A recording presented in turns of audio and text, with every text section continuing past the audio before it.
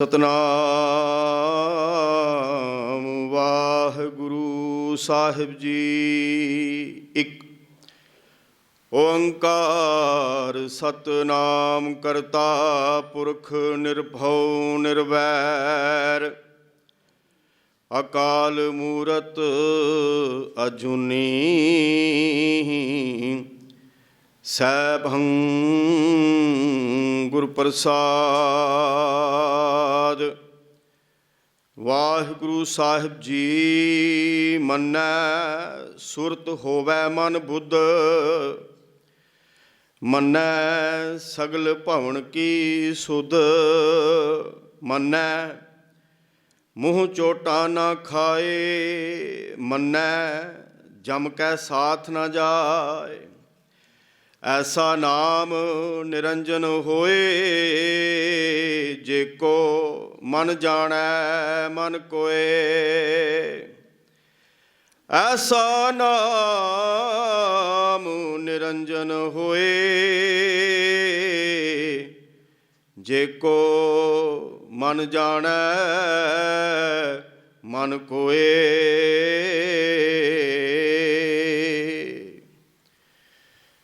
जुगो जुग अटल शब्द गुरु। धन साहिब श्री गुरु ग्रंथ साहिब जी की पवित्र हजूरी जुड़ बैठ के अमृत वेले दे नेम तू उपरंत गुरबाणी का रस पीना कीर्तन आप जी ने सरवण किया है।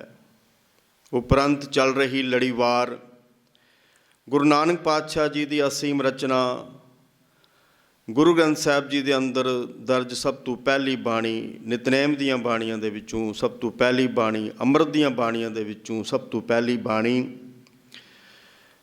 जपजी साहिब जी की कथा विचार रल मिल के सांझी करन दे लई सरवण करन दे लई गुरु दे सन्मुख होए हाँ। विचारां दी आरंभता तो पहला आओ सतगुरु पातशाह जी की बख्शिश कीती फतेह दे नाल सांझ पाईए। आखो वाहिगुरू जी का खालसा वाहिगुरू जी की फतेह। इस लड़ी दे विच आपां सुनिया दियां चार पौड़ियां तो बाद मन्ने दियां चार पौड़ियां दी विचार रल मिल के सांझी कर रहे हाँ। मन्ने दियां भी चार पौड़ियां गुरु साहिबान ने उचारण कीतियां हन। उस लड़ी दे विच मन्ने दी पहली पौड़ी भाव 12वीं पौड़ी दी विचार आपां पिछली बार सांझी कीती सी। अज 13वीं पौड़ी दी विचार सांझी करनी है।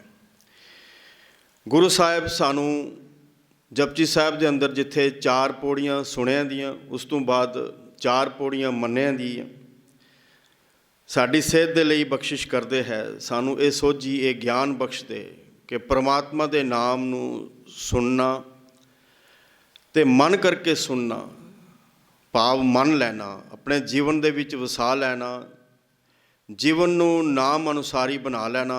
साडा जीवन नाम अनुसारी शिंगारिया जाए परमात्मा दे गुण साडे अंदर वस जान। इसलिए परमात्मा दे नाम नू सुन के मनना अत जरूरी है। जे मनिया नहीं तो फिर जीवन दे विच कोई बदलाव नहीं आ सकता। इसलिए गुरु साहिबान ने जोर दिता कि आपां बार बार सुनीए ते मन लईए। पिछली जो पौड़ी आपां विचार कीती सी उस दे विच गुरु साहब ने शब्द मन्ने वरत्या है। बाकी इन्हां 3 पौड़ियां दे विच मन्ना है दुलाइयां हन। उत्थे एक लां है इत्थे दुलाइयां हन अंतर है। मन्ने की गत कही ना जाए उत्थे गुरु साहब ने यह सेध बख्शिश की कि जिसने परमात्मा के नाम नू मन लिया होया है जिसका नाम जिस विच मन रच मिच गया होया है जिसकी सुरत परमात्मा के नाम नू मन के उच्ची हो गई है जो उस उच्ची आत्मक शिखरता का धारनी बन चुका है उसकी अवस्था का जिक्र गुरु साहब ने किया। अज की इस पावन पौड़ी के अंदर गुरु साहिबान ने साड़ी सेहत के लिए जो अखरी अर्थ बख्शिश किया है वह है मन्ना। मन्ना तो भाव है जे कोई मन लए तो उत्थे मन्ने सी इत्थे मन्ना है। पढ़द्या असीं कई बार गलती कर जाते हाँ और ध्यान दे नाल दास ने पिछली बार भी बेनती की सी जे आपां गुटका साहिब सामने रख के पाठ करिए तो सानू गलतियां का भी पता लग जाता है कि असी कित्थे गलती कर रहे हाँ। तो शुद्ध पाठ आपां करन दे विच विश्राम दे नाल पढ़ सकते हाँ, कित्थे विश्राम देना है। ਕਿੱਥੇ ਕਿਸ ਤਰ੍ਹਾਂ ਦਾ ਉਚਾਰਨ ਕਰਨਾ ਹੈ। ਤਾਂ ਗੁਰੂ ਸਾਹਿਬ ਕਹਿੰਦੇ ਮੰਨੈ ਸੁਰਤ ਹੋਵੈ ਮਨ ਬੁੱਧ। ਜੇ ਕੋਈ ਪਰਮਾਤਮਾ ਦੇ ਨਾਮ ਨੂੰ ਮੰਨ ਲਏ, ਭਾਵ ਜੇ ਕਿਸੇ ਦਾ ਮਨ ਪਰਮਾਤਮਾ ਦੇ ਨਾਮ ਦੇ ਵਿੱਚ ਰਚ ਮਿਚ ਜਾਏ, ਉੱਥੇ ਅਸੀਂ ਮੰਨ ਲਿਆ ਜਿਸਨੇ, ਇੱਥੇ ਹੈ ਜੇ ਕੋਈ ਮੰਨ ਲਵੇ ਤਾਂ ਉਸ ਦੀ ਸੁਰਤ ਉੱਚੀ ਹੋ ਜਾਂਦੀ ਹੈ। ਮਨ ਬੁੱਧ, ਬੁੱਧ ਤੋਂ ਭਾਵ ਹੈ ਇੱਥੇ ਜਾਗਰਤ ਹੋਣਾ, ਸੁਚੇਤ ਹੋ ਜਾਣਾ, ਜਾਗ ਜਾਣਾ। ਕਹਿੰਦੇ ਜੇ ਕੋਈ ਪਰਮਾਤਮਾ ਦੇ ਨਾਮ ਨੂੰ ਮੰਨ ਲਏ, ਜੇ ਕਿਸੇ ਦਾ ਮਨ ਨਾਮ ਦੇ ਵਿੱਚ ਰਚ ਮਿਚ ਜਾਏ ਤਾਂ ਉਸ ਦੀ ਸੁਰਤ ਉੱਚੀ ਹੋ ਜਾਂਦੀ ਹੈ ਅਤੇ ਮਨ ਦੇ ਵਿੱਚ ਜਾਗਰਤੀ ਆ ਜਾਂਦੀ ਹੈ, ਮਨ ਸੁਚੇਤ ਹੋ ਜਾਂਦਾ ਹੈ, ਮਾਇਆ ਦੇ ਹੱਲਿਆਂ ਤੋਂ, ਵਿਕਾਰਾਂ ਦੇ ਹੱਲਿਆਂ ਤੋਂ ਜਾਗ ਜਾਂਦਾ ਹੈ। ਮੰਨੈ ਸਗਲ ਭਵਨ ਕੀ ਸੁਧ। ਜੇ ਕੋਈ ਪਰਮਾਤਮਾ ਦੇ ਨਾਮ ਨੂੰ ਮੰਨ ਲਏ, ਭਾਵ ਉਸ ਦਾ ਨਾਮ ਦੇ ਵਿੱਚ ਮਨ ਰਚ ਮਿਚ ਜਾਏ, ਨਾਮ ਦੇ ਨਾਲ ਇਕਮਿਕ ਹੋ ਜਾਏ, ਤਾਂ ਸਗਲ ਭਵਨ ਕੀ ਸੁਧ, ਉਸ ਨੂੰ ਇਹ ਸੋਝੀ ਹੋ ਜਾਂਦੀ ਹੈ ਕਿ ਸਾਰੇ ਭਵਨਾਂ ਦੇ ਵਿੱਚ ਉਹ ਪਰਮਾਤਮਾ ਹੀ ਵਿਆਪਕ ਹੈ ਅਤੇ ਹਰ ਇੱਕ ਚੀਜ਼ ਉਸਦੇ ਅਟਲ ਨਿਯਮ ਦੇ ਵਿੱਚ ਚੱਲ ਰਹੀ ਹੈ। ਇੱਥੇ ਕਈ ਵਿਦਵਾਨਾਂ ਨੇ ਅਰਥ ਇਸ ਢੰਗ ਨਾਲ ਕੀਤੇ ਹੈ ਕਿ ਉਸ ਨੂੰ ਸਾਰੇ ਭਵਨਾਂ ਦੀ ਸੋਝੀ ਹੋ ਜਾਂਦੀ ਹੈ। ਲੇਕਿਨ ਜਦੋਂ ਅਸੀਂ ਬਾਣੀ ਦੀ ਵਿਚਾਰ ਕਰਦੇ ਹਾਂ ਤਾਂ ਗੁਰੂ ਸਾਹਿਬ ਬਖਸ਼ਿਸ਼ ਕਰਦੇ ਹੈ ਕਿ ਉਹ ਪਰਮਾਤਮਾ ਬੇਅੰਤ ਹੈ, ਉਸ ਦੀ ਇਹ ਰਚਨਾ ਵੀ ਅਸੀਮ ਹੈ, ਬੇਅੰਤ ਹੈ। ਨਾ ਉਸ ਦੀ ਰਚਨਾ ਦਾ ਥਾਂ ਪਾਇਆ ਜਾ ਸਕਦਾ ਹੈ, ਨਾ ਉਸ ਪਰਮਾਤਮਾ ਦਾ ਕੋਈ ਅੰਤ ਪਾਇਆ ਜਾ ਸਕਦਾ ਹੈ। ਜਿਵੇਂ ਗੁਰੂ ਸਾਹਿਬ ਅਗਲੀ ਪੌੜੀਆਂ ਦੇ ਵਿੱਚ, 4 ਪੌੜੀਆਂ ਦੇ ਵਿੱਚ ਜ਼ਿਕਰ ਕਰਨਗੇ, ਕੁਦਰਤ ਕਵਣ ਕਹਾਂ ਵਿਚਾਰ, ਵਾਰਿਆ ਨਾ ਜਾਵਾਂ ਇੱਕ ਵਾਰ। हे ਸੱਚੇ ਪਾਤਸ਼ਾਹ, ਮੇਰੀ ਕੋਈ ਪਾਇਆ ਨਹੀਂ ਕਿ ਤੇਰੇ ਬਾਰੇ ਮੈਂ ਕੋਈ ਵਿਚਾਰ ਕਰ ਸਕਾਂ, ਤੇਰੀ ਸਮਰੱਥ ਪਾਇਆ ਨੂੰ ਮੈਂ ਬਿਆਨ ਕਰ ਸਕਾਂ। ਤੂੰ ਕਿਤਨਾ ਬੇਅੰਤ ਹੈ, ਮਹਾਨ ਹੈ, ਅਸੀਮ ਹੈ। ਇਸ ਲਈ ਗੁਰੂ ਸਾਹਿਬ ਇਸ ਪਾਵਨ ਪੰਕਤੀ ਰਾਹੀਂ ਇਹ ਸੋਝੀ ਬਖਸ਼ਦੇ ਹੈ ਕਿ ਜੇ ਕੋਈ ਪਰਮਾਤਮਾ ਦੇ ਨਾਮ ਨੂੰ ਮੰਨ ਲਵੇ, ਉਹਨੂੰ ਇਹ ਸੋਝੀ ਹੋ ਜਾਂਦੀ ਹੈ, ਇਹ ਗਿਆਨ ਹੋ ਜਾਂਦਾ ਹੈ ਕਿ ਸਾਰੇ ਭਵਨਾਂ ਦੇ ਵਿੱਚ, ਖੰਡਾਂ ਮੰਡਾਂ ਬ੍ਰਹਿਮੰਡਾਂ ਦੇ ਵਿੱਚ ਇਹ ਜੋ ਅਸੀਮ ਰਚਨਾ ਹੈ ਉਹ ਪਰਮਾਤਮਾ ਹੀ ਵਿਆਪਕ ਹੈ ਅਤੇ ਹਰ ਇੱਕ ਚੀਜ਼ ਉਸਦੇ ਹੁਕਮ ਦੇ ਵਿੱਚ ਚੱਲ ਰਹੀ ਹੈ। ਮੰਨੈ ਮੂੰਹ ਝੋਟਾ ਨਾ ਖਾਏ। ਇੱਥੇ ਆਪਾਂ ਕਈ ਵਾਰੀ ਮੂੰਹੇ ਪੜ੍ਹਦੇ ਹਾਂ, ਮੋਹੇ ਨਹੀਂ ਹੈ। ਮੰਨੈ ਮੂੰਹ ਚੋਟਾਂ ਨਾ ਖਾਏ। ਜੇ ਕੋਈ ਪਰਮਾਤਮਾ ਦੇ ਨਾਮ ਨੂੰ ਮੰਨ ਲਏ, ਉਸ ਦੇ ਅੰਦਰ ਪਰਮਾਤਮਾ ਦਾ ਨਾਮ ਟਿਕ ਜਾਏ, ਮਨ ਦੇ ਵਿੱਚ ਮਨ ਰਚ ਮਿਚ ਜਾਏ ਨਾਮ ਦੇ ਵਿੱਚ, ਅਤੇ ਉਸ ਨੂੰ ਆਪਣੇ ਮੂੰਹ 'ਤੇ ਵਿਕਾਰਾਂ ਦੀਆਂ ਸੱਟਾਂ ਨਹੀਂ ਖਾਣੀਆਂ ਪੈਂਦੀਆਂ। ਭਾਵ ਵਿਕਾਰ ਉਸ ਉੱਤੇ ਆਪਣਾ ਜ਼ੋਰ ਨਹੀਂ ਪਾ ਸਕਦੇ, ਉਸ ਉੱਤੇ ਆਪਣਾ ਪ੍ਰਭਾਵ ਨਹੀਂ ਪਾ ਸਕਦੇ, ਉਹ ਵਿਕਾਰਾਂ ਤੋਂ ਬਚਿਆ ਰਹਿੰਦਾ ਹੈ। ਮੰਨੈ ਜਮ ਕੈ ਸਾਥ ਨਾ ਜਾਏ। ਜੇ ਪਰਮਾਤਮਾ ਦੇ ਨਾਮ ਨੂੰ ਮੰਨ ਲਈਏ, ਆਪਣੇ ਅੰਦਰ ਵਸਾ ਲਈਏ, ਜੇ ਕੋਈ ਵਸਾ ਲਵੇ, ਉਹ ਜਮਾਂ ਦੇ ਮਾਰਗ 'ਤੇ ਨਹੀਂ ਜਾਂਦਾ, ਵਿਕਾਰਾਂ ਰੂਪੀ ਜਮਾਂ ਦੇ ਮਾਰਗ 'ਤੇ ਨਹੀਂ ਜਾਂਦਾ। ਮੌਤ ਦਾ ਸਹਿਮ ਡਰ ਦੂਰ ਹੋ ਜਾਂਦਾ ਹੈ ਅਤੇ ਜਨਮ ਮਰਨ ਦੇ ਗੇੜ ਤੋਂ ਬਚ ਜਾਂਦਾ ਹੈ। ਕਿਉਂ? ਐਸਾ ਨਾਮ ਨਿਰੰਜਨ ਹੋਏ, ਜੇ ਕੋ ਮਨ ਜਾਣੈ ਮਨ ਕੋਏ। ਪਰਮਾਤਮਾ ਦਾ ਨਾਮ, ਐਸਾ ਨਾਮ ਸਰਬ ਸ੍ਰੇਸ਼ਟ ਹੈ, ਸਰਬ ਉੱਤਮ ਹੈ, ਮਾਇਆ ਦੀ ਕਾਲਖ ਤੋਂ ਰਹਿਤ ਹੈ। ਪਰ ਇਹ ਉਸੇ ਨੂੰ ਹੀ ਸਮਝ ਆ ਸਕਦੀ ਹੈ ਜੇ ਕੋਈ ਆਪਣੇ ਮਨ ਦੇ ਵਿੱਚ ਨਾਮ ਪ੍ਰਤੀ ਲਗਨ ਲਗਾ ਕੇ ਵੇਖੇ ਕਿ ਪਰਮਾਤਮਾ ਦਾ ਨਾਮ ਕਿਤਨਾ ਮਹਾਨ ਹੈ, ਸਰਬ ਸ੍ਰੇਸ਼ਟ ਹੈ, ਕਿਵੇਂ ਸਾਡੇ ਜੀਵਨ ਨੂੰ ਬਦਲ ਸਕਦਾ ਹੈ। ਕਿਉਂਕਿ ਮਾਇਆ ਦੀ ਕਾਲਖ ਤੋਂ ਰਹਿਤ ਹੈ ਅਤੇ ਜੋ ਉਸ ਦੇ ਨਾਮ ਦੇ ਨਾਲ ਜੁੜ ਜਾਂਦਾ ਹੈ ਉਸ ਨੂੰ ਵੀ ਮਾਇਆ ਦੀ ਕਾਲਖ ਤੋਂ ਰਹਿਤ ਕਰ ਦਿੰਦਾ ਹੈ, ਮੁਕਤ ਕਰ ਦਿੰਦਾ ਹੈ, ਜੀਵਨ ਨੂੰ ਨਿਰਮਲ ਅਤੇ ਪਵਿੱਤਰ ਕਰ ਦਿੰਦਾ ਹੈ। ਐਸਾ ਹੈ ਇਹ ਪਰਮਾਤਮਾ ਦਾ ਨਾਮ। ਇਹ ਆਖਰੀ ਅਰਥ ਗੁਰੂ ਸਾਹਿਬ ਨੇ ਸਾਡੀ ਸਿਹਤ ਦੇ ਲਈ ਬਖਸ਼ਿਸ਼ ਕੀਤੇ ਹੈ। ਤਾਂ ਗੁਰੂ ਸਾਹਿਬ ਨਾਮ ਦੀ ਗੱਲ ਕਰਦੇ ਆ ਇਹਨਾਂ 4 ਪੌੜੀਆਂ ਦੇ ਵਿੱਚ। ਜਿਵੇਂ ਪਿਛਲੀਆਂ 4 ਪੌੜੀਆਂ ਦੇ ਵਿੱਚ ਜਿਹੜੀਆਂ ਸੁਣਿਆ ਦੀਆਂ ਸਨ, ਉੱਥੇ ਗੁਰੂ ਸਾਹਿਬ ਨੇ ਕਿਹਾ ਨਾਨਕ ਭਗਤਾਂ ਸਦਾ ਵਿਗਾਸ, ਸੁਣਿਆ ਦੁੱਖ ਪਾਪ ਕਾ ਨਾਸ। ਇਹਨਾਂ ਪਾਵਨ ਪੌੜੀਆਂ ਦੇ ਵਿੱਚ ਗੁਰੂ ਸਾਹਿਬ ਨੇ 4 ਬਾਰੇ ਜ਼ਿਕਰ ਕੀਤਾ, ਐਸਾ ਨਾਮ ਨਿਰੰਜਨ ਹੋਏ। ਨਾਮ ਸਰਬ ਸ੍ਰੇਸ਼ਟ ਹੈ, ਇਸ ਲਈ ਹਰ ਪੌੜੀ ਦੇ ਵਿੱਚ ਆਪਾਂ ਨਾਮ ਬਾਰੇ ਥੋੜ੍ਹੀ ਵਿਚਾਰ ਜ਼ਰੂਰ ਕਰਾਂਗੇ ਕਿ ਕੈਸਾ ਹੈ ਇਹ ਸਰਬ ਸ੍ਰੇਸ਼ਟ ਨਾਮ। ਗੁਰੂ ਸਾਹਿਬ ਇਸ ਨਾਮ ਦੇ ਨਾਲ ਜੋੜ ਕੇ ਸਾਨੂੰ ਇਹ ਸੋਝੀ ਬਖਸ਼ਦੇ ਹੈ ਕਿ ਜੇ ਨਾਮ ਦੇ ਨਾਲ ਆਪਾਂ ਜੁੜ ਜਾਈਏ, ਨਾਮ ਸਾਡੇ ਅੰਦਰ ਵਸ ਜਾਏ, ਸਾਡੇ ਜੀਵਨ ਦਾ ਆਧਾਰ ਨਾਮ ਬਣ ਜਾਏ, ਤੇ ਫਿਰ ਇਹ ਸਾਨੂੰ ਵੀ ਉਸ ਅਵਸਥਾ ਤੱਕ ਲੈ ਜਾਏਗਾ ਜਿੱਥੋਂ ਇਹ ਨਾਮ ਆਇਆ ਹੈ। ਨਾਮ ਨਾਮੀ ਤੋਂ ਆਇਆ, ਪਰਮਾਤਮਾ ਤੋਂ ਆਇਆ। ਨਾਮ ਜਪਦਿਆਂ ਜਪਦਿਆਂ ਅਸੀਂ ਨਾਮ ਤੱਕ ਪਹੁੰਚਾਂਗੇ, ਉਸ ਨਾਮੀ ਤੱਕ ਪਹੁੰਚ ਜਾਵਾਂਗੇ। ਗੁਣਾਂ ਦੇ ਨਾਲ ਸਾਡਾ ਜੀਵਨ ਸ਼ਿੰਗਾਰਿਆ ਜਾਏਗਾ। ਉਹ ਗੁਣ ਜਿਹੜੇ ਪਰਮਾਤਮਾ ਦੇ ਨੇ, ਉਹੀ ਗੁਣ ਸਾਡੇ ਜੀਵਨ ਦਾ ਵੀ ਆਧਾਰ ਬਣ ਜਾਣਗੇ। ਉਹਨਾਂ ਗੁਣਾਂ ਆਧਾਰਿਤ ਸਾਡਾ ਜੀਵਨ ਹੋ ਸਕਦਾ ਹੈ ਜੇ ਅਸੀਂ ਨਾਮ ਦੇ ਨਾਲ ਜੁੜ ਜਾਈਏ। ਇਸ ਲਈ ਗੁਰੂ ਸਾਹਿਬ ਬਖਸ਼ਿਸ਼ ਕਰਦੇ ਹੈ, ਜੇ ਅਸੀਂ ਉੱਚੀ ਆਤਮਿਕ ਅਵਸਥਾ ਨੂੰ ਮਾਨਣਾ ਹੈ ਤੇ ਨਾਮ ਨੂੰ ਜੀਵਨ ਦਾ ਆਧਾਰ ਬਣਾਉਣਾ ਬੜਾ ਜ਼ਰੂਰੀ ਹੈ। ਸੋ ਐਸਾ ਹਰ ਨਾਮ ਧਿਆਈਐ ਮਨ ਮੇਰੇ, ਜੋ ਸਭਨਾ ਉੱਪਰ ਹੁਕਮ ਚਲਾਏ। ਆਪਾਂ ਪਿਛਲੀ ਵਾਰ ਇਹ ਵਿਚਾਰ ਕੀਤੀ ਸੀ ਕਿ ਪਰਮਾਤਮਾ ਦਾ ਨਾਮ ਹੁਕਮ ਰੂਪ ਦੇ ਵਿੱਚ ਵੀ ਆਇਆ, ਇੱਕ ਸ਼ਕਤੀ ਹੈ। ਨਾਮ ਕੇ ਧਾਰੇ ਸਗਲੇ ਜੰਤ, ਇੱਥੇ ਗੁਰੂ ਸਾਹਿਬ ਕਹਿੰਦੇ ਸੋ ਐਸਾ ਹਰ ਨਾਮ ਧਿਆਈਐ ਮਨ ਮੇਰੇ, ਜੋ ਸਭਨਾ ਉੱਪਰ ਹੁਕਮ ਚਲਾਏ। ਸੋ ਐਸਾ ਹਰ ਨਾਮ ਜਪੀਐ ਮਨ ਮੇਰੇ, ਜੋ ਅੰਤੀ ਅਵਸਰ ਲੈ ਛਡਾਏ। ਕਿਉਂਕਿ ਇਹ ਮਨੁੱਖਾ ਜੀਵਨ ਦੇ ਵਿੱਚ ਆਪਾਂ ਇਸ ਤੋਂ ਅੱਗੇ ਪਰਮਾਤਮਾ ਹੈ। ਇਸ ਤੋਂ ਅੱਗੇ ਆਪਾਂ ਜਿਹੜੀਆਂ ਪਿਛਲੀਆਂ ਜੂਨਾਂ ਵੇਖਦੇ ਹਾਂ ਭਟਕਣਾ ਵਾਲੀਆਂ ਨੇ। ਤੇ ਗੁਰੂ ਸਾਹਿਬ ਕਹਿੰਦੇ ਜੇ ਅਸੀਂ ਨਾਮ ਨੂੰ ਜੀਵਨ ਦਾ ਆਧਾਰ ਬਣਾ ਲਈਏ, ਜਪਣਾ ਸ਼ੁਰੂ ਕਰ ਦਈਏ, ਸਾਡੇ ਅੰਦਰ ਵਸ ਜਾਏ, ਤੇ ਕੀ ਹੈ, ਅੰਤੀ ਅਵਸਰ ਲੈ ਛਡਾਏ। ਸਾਨੂੰ ਇਹਨਾਂ ਭਟਕਣਾ ਵਾਲੀਆਂ ਜੂਨਾਂ ਤੋਂ ਬਚਾ ਦਿੰਦਾ ਹੈ। ਅਸੀਂ ਨਿਤ ਜੰਮਦੇ ਤੇ ਨਿਤ ਮਰਦੇ ਹਾਂ। ਇਸ ਗੇੜ ਤੋਂ ਬਚ ਜਾਵਾਂਗੇ ਜੇ ਪਰਮਾਤਮਾ ਦੇ ਨਾਮ ਨੂੰ ਜਪਣਾ ਸ਼ੁਰੂ ਕਰ ਦਈਏ। ਸੋ ਐਸਾ ਹਰ ਨਾਮ ਧਿਆਈਐ ਜਪੀਐ ਮਨ ਮੇਰੇ, ਜੋ ਮਨ ਕੀ ਤ੍ਰਿਸ਼ਨਾ ਸਭ ਭੁੱਖ ਗਵਾਏ। ਭਟਕਣਾ ਵਿੱਚ ਪਿਆ ਰਹਿੰਦਾ ਨਾ, ਤ੍ਰਿਸ਼ਨਾ ਕਾਰਨ ਭੁੱਖਾਂ ਲੱਗੀਆਂ ਰਹਿੰਦੀਆਂ। ਖਾਣ ਪੀਣ ਦੀ ਭੁੱਖ, ਪਹਿਨਣ ਦੀ ਭੁੱਖ, ਰੁਤਬੇ ਦੀ ਭੁੱਖ, ਕੁਰਸੀ ਦੀ ਭੁੱਖ, ਮਾਇਆ ਦੀ ਭੁੱਖ, ਪਦਾਰਥਾਂ ਦੀ ਭੁੱਖ, ਪਰਿਵਾਰ ਦੀ ਭੁੱਖ। ਤੇ ਗੁਰੂ ਸਾਹਿਬ ਕਹਿੰਦੇ ਆ ਬਸ ਫਸਿਆ ਰਹਿੰਦਾ ਬੰਦਾ ਤੇ ਦੌੜਦਾ। ਪਰ ਜੇ ਨਾਮ ਨੂੰ ਆਧਾਰ ਬਣਾਉਣਾ ਸ਼ੁਰੂ ਕਰ ਦਈਏ, ਜਪਣਾ ਸ਼ੁਰੂ ਕਰ ਦਈਏ, ਤੇ ਮਨ ਕੀ ਤ੍ਰਿਸ਼ਨਾ ਸਭ ਭੁੱਖ ਗਵਾਏ। ਇਹ ਸਾਡੀਆਂ ਸਾਰੀਆਂ ਭੁੱਖਾਂ ਮਿਟਾ ਦਿੰਦਾ, ਸਾਨੂੰ ਇੱਕ ਐਸੀ ਅਵਸਥਾ ਵਿੱਚ ਲੈ ਕੇ ਆਉਂਦਾ ਹੈ ਜਿਹਨੂੰ ਅਸੀਂ ਸੈਟਿਸਫੈਕਸ਼ਨ ਵਾਲੀ ਅਵਸਥਾ ਕਹਿੰਦੇ ਹਾਂ, ਸੰਤੋਖ ਵਾਲੀ ਅਵਸਥਾ ਕਹਿੰਦੇ ਹਾਂ। ਇਸ ਦਾ ਵਿਚਾਰ ਆਪਾਂ ਪਿੱਛੇ ਵੀ ਕਰਕੇ ਆਏ ਹਾਂ। ਸੋ ਐਸਾ ਹਰ ਨਾਮ ਜਪੀਐ ਮਨ ਮੇਰੇ, ਜੋ ਮਨ ਕੀ ਤ੍ਰਿਸ਼ਨਾ ਸਭ ਭੁੱਖ ਗਵਾਏ। ਸੋ ਗੁਰਮੁਖ ਨਾਮ ਜਪਿਆ ਵਡ ਭਾਗੀ, ਤਿੰਨ ਨਿੰਦਕ ਦੁਸ਼ਟ ਸਭ ਪੈਰੀਂ ਪਾਏ। ਕਹਿੰਦੇ ਗੁਰੂ ਦੇ ਸਨਮੁਖ ਹੋ ਕੇ ਜਿਹੜੇ ਪਰਮਾਤਮਾ ਦਾ ਨਾਮ ਜਪਦੇ ਨੇ, ਉਹਨਾਂ ਦੀ ਨਿੰਦਾ ਕਰਨ ਵਾਲੇ ਜਿਹੜੇ ਵੈਰੀ ਨੇ ਉਹਨਾਂ ਦੇ, ਉਹ ਵੀ ਉਹਨਾਂ ਦੇ ਪੈਰਾਂ ਵਿੱਚ ਆ ਕੇ ਨਿਭ ਜਾਂਦੇ ਹੈ। ਭਾਵ ਉਹਨਾਂ ਨੂੰ ਮਾਣ ਸਤਿਕਾਰ ਮਿਲਦਾ। ਗੁਰੂ ਸਾਹਿਬ ਕਹਿੰਦੇ ਹੈ ਨਾਨਕ ਨਾਮ ਅਰਾਧ ਸਭਨਾ ਤੇ ਵੱਡਾ। ਕਹਿੰਦੇ ਉਸ ਪਰਮਾਤਮਾ ਦੀ ਸਿਫਤ ਸਲਾਹ ਕਰ ਭਾਈ, ਜਿਹੜਾ ਸਭ ਤੋਂ ਵੱਡਾ ਹੈ।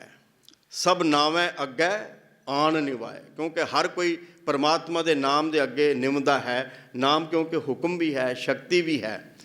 ਐਸਾ ਹੈ ਇਹ ਸਰਵਸ਼੍ਰੇਸ਼ਟ ਨਾਮ। ਗੁਰੂ ਸਾਹਿਬ ਕਹਿੰਦੇ ਹੈ ਕਿ ਅਸੀਂ ਸੰਸਾਰ ਦੇ ਵਿੱਚ ਆਏ ਹਾਂ। ਸੰਸਾਰ ਦੇ ਵਿੱਚ ਅਸੀਂ ਕਾਰ ਵਿਹਾਰ ਕਰਦੇ ਹਾਂ, ਆਪਣੀ ਕਿਰਤਕਾਰ ਕਰਦੇ ਹਾਂ। ਹਰ ਕੋਈ ਮਨੁੱਖ ਜਿਹੜਾ ਹੈ, ਉਹ ਜਦੋਂ ਕਿਰਤਕਾਰ ਕਰਦਾ ਹੈ ਤੇ ਉਸ ਦੀ ਸੋਚ ਦੇ ਵਿੱਚ ਇੱਕ ਚੀਜ਼ ਹੁੰਦੀ ਹੈ ਕਿ ਮੈਂ ਲਾਹਾ ਖੱਟਣਾ ਹੈ। ਲਾਹਾ ਖੱਟਦੇ ਹਾਂ ਆਪਾਂ।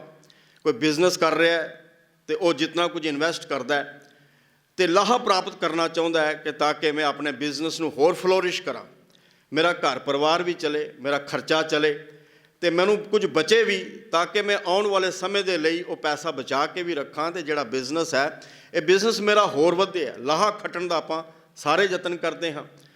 ਪਰ ਗੁਰੂ ਸਾਹਿਬ ਕਹਿੰਦੇ ਹੈ ਕਿ ਪ੍ਰਮਾਤਮਾ ਦਾ ਨਾਮ ਉਸ ਲਾਹੇ ਤੋਂ ਵੀ ਉੱਪਰ ਹੈ।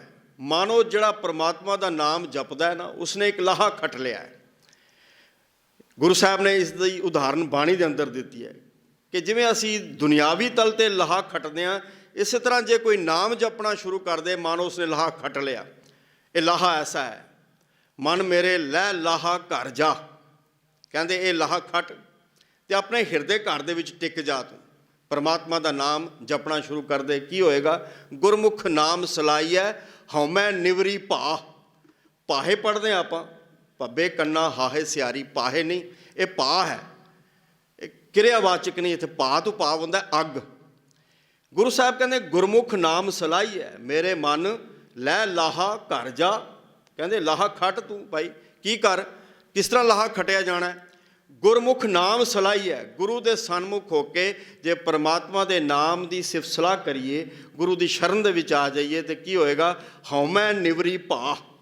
ਹਉਮੈ ਰੂਪੀ ਜਿਹੜੀ ਅੱਗ ਹੈ, ਤ੍ਰਿਸ਼ਨਾ ਦੀ ਅੱਗ ਹੈ, ਹਉਮੈ ਦੀ ਅੱਗ ਹੈ, ਜਿਹੜੀ ਪਰਮਾਤਮਾ ਤੋਂ ਸਾਨੂੰ ਦੂਰ ਲੈ ਜਾਂਦੀ ਹੈ। ਇਸ ਲਾਹੇ ਤੋਂ ਅਸੀਂ ਦੂਰ ਹੋ ਜਾਂਦੇ ਹਾਂ।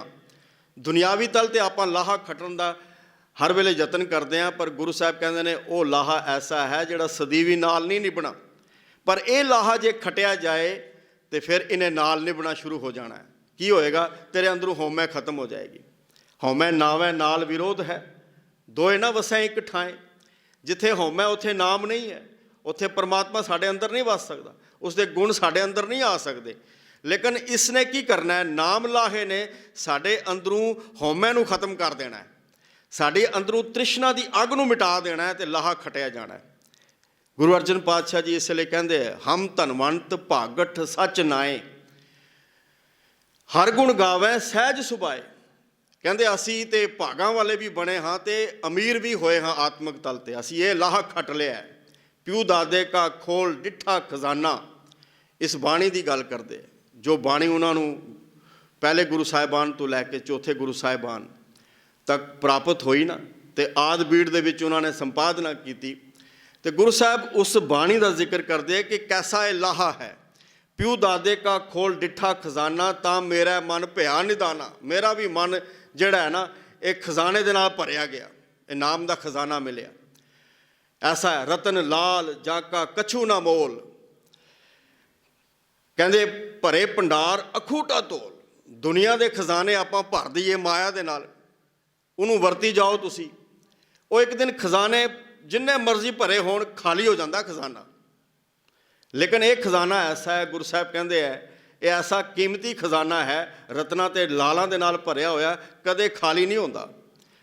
भरे भंडार अखूटा तोल, इन्हां दा कोई तोल नहीं है, इन्हां दी कीमत नहीं दी जा सकती। कहते खावें खर्चें रल मिल भाई, तोट ना आवे वधो जाए। जिन्ना इसनूं खाई जाओगे ना, जिन्ना इसनूं वरती जाओगे, जितना इसनूं खर्ची जाओगे, ये होर वधदा जाएगा। आपां पिछली बार भी ये मिसाल लई सी, किवें वधदा है कि फर्ज करो किसी दे अंदर नाम दी विचार है, गुरु दी विचार है, तो जदों उस दे नाल किसी दी संगत होएगी, उस दे अंदर भी ये गुण परपणगे, उस दे अंदर भी ये नाम दा लाहा खटन दा वो यतन करेगा। गुरु नानक पातशाह जी कोलों आपां देखदे हां, ये नाम दा लाहा लैके आए संसार दे विच। जिन्हां ने भी संगत की गुरु नानक पातशाह जी की, वो अगे ये नाम वधदा गया। वधी वेल वो पीढ़ी चाली, धर्म कला हर बंद बहाली। पिछली बार भी आपां गल कही सी। गुरु नानक पातशाह जी कोलों भाई मन सुख एक गुरमत की विचार लैंदा, नाम की विचार लैंदा, ये गुण सिखदा। बड़ा वड्डा व्यापारी है, जिवें अजकल असी अंबानी अडानी की गल करते हैं ना, इस इतने बड़े पद्धर का मन सुख व्यापारी सी, ते अपने व्यापार के सिलसिले में सिंगला दीप लंका उस वेले जाता है। उत्थे राजा शिवनाव के नाल गलबात करता है इस विचारधारा की, उसके अंदर लटक लगा के आ जाता है। देखो कित्थे राजा शिवनाव ते कित्थों भाई मनसुख चलता है, तो उसके अंदर लटक लगा के आ जाता है। तो उसके अंदर भी तांग पैदा होती है कि मैं गुरु नानक पातशाह जी जिन्हों ने इतनी असीम विचारधारा दी है संसार नूं, मैं उन्होंने दर्शन करना चाहता। तो भाई मनसुख कहन लगे कि वो पहले प्रचारक फेरी दे विच निकले हुए ने, आप तुहाडे कोल आउणगे। तो गुरु नानक पातशाह जी उत्थे पहुँचे है, तो राजा शिवनाभ वो सिख बनया, बहुत सारी प्रजा उस वेले सिख बनी। इस तरह आपां बीबी अमरो का जिक्र करते हैं, बाबा अमरदास जी शब्द सुनते उन्होंने कोलों, तो गुरु अंगद पातशाह जी के दरबार दे विच आ जाते हैं। पिया मनूर कंचन फिर होवै, जे गुर मिलै तनेहा। इस तरह ये विचार अगे चलती है। तो गुरु साहब कहते हैं खावें खर्चें रल मिल भाई, तोट ना आवे वधो जाइए, वधदा जाएगा खजाना। सिक्खी दी बेल वधदी जाएगी, एक कोलों विचार दूजे दे अंदर जानी है, दूजे कोलों तीजे दे अंदर।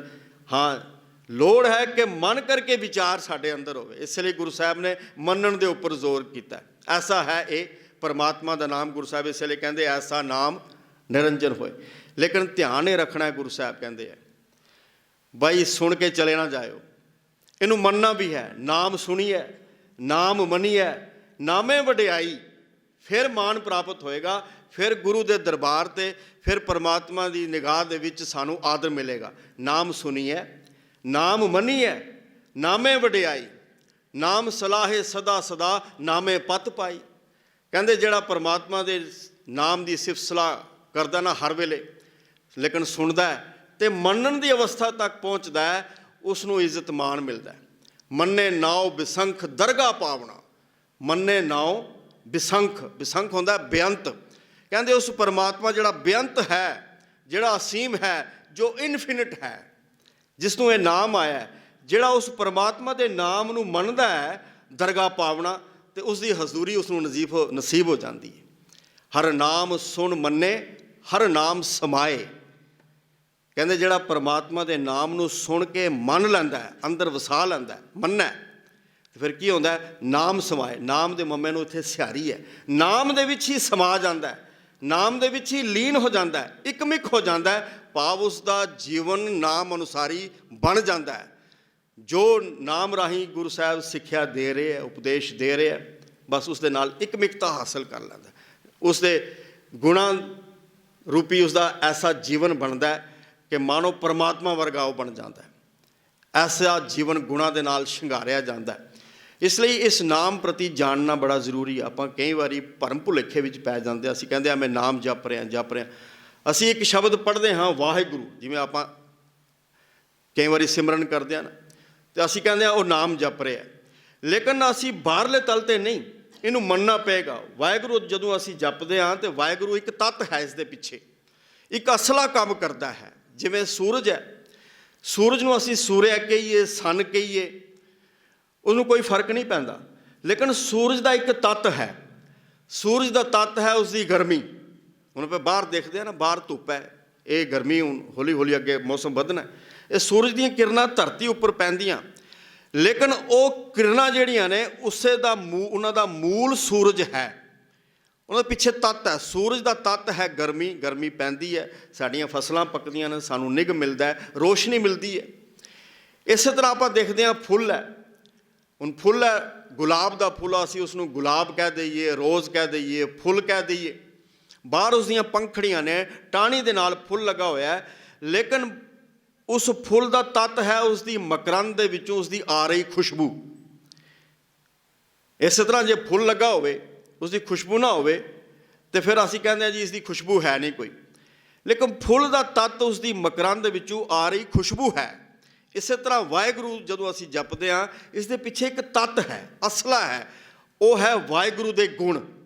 ਔਰ ਉਹ ਸਾਨੂੰ ਕਿੱਥੋਂ ਪਤਾ ਲੱਗਦੇ ਹੈ? ਇਸ ਲਈ ਜਦੋਂ ਅਸੀਂ ਵਾਹਿਗੁਰੂ ਜਪੀਏ ਤਾਂ ਸਾਡੇ ਜ਼ਿਹਨ ਦੇ ਵਿੱਚ ਹੋਵੇ ਕਿ ਮੈਂ ਉਸ ਤੱਤ ਤੱਕ ਪਹੁੰਚਣਾ। ਉਹ ਤੱਤ ਕੀ ਹੈ? ਵਾਹਿਗੁਰੂ ਜਦੋਂ ਅਸੀਂ ਪੜ੍ਹਦੇ ਹਾਂ, ਇਸ ਨੂੰ ਖੋਲ੍ਹਿਆ ਗੁਰੂ ਸਾਹਿਬ ਨੇ, ਕਹਿੰਦੇ ਵਾਹਿਗੁਰੂ ਕੌਣ ਹੈ? ਇੱਕ ਓਅੰਕਾਰ ਹੈ, ਜਿਹੜਾ ਇੱਕ ਹੈ, ਸਰਵ ਵਿਆਪਕ ਹੈ, ਉਹ ਇਨਫਿਨਿਟ ਹੈ, ਸਭਨਾਂ ਦੇ ਵਿੱਚ ਇੱਕ ਰਸ ਵਿਆਪਕ ਹੈ, ਸਭਨਾਂ ਅੰਦਰ ਵਸਿਆ ਹੋਇਆ ਹੈ।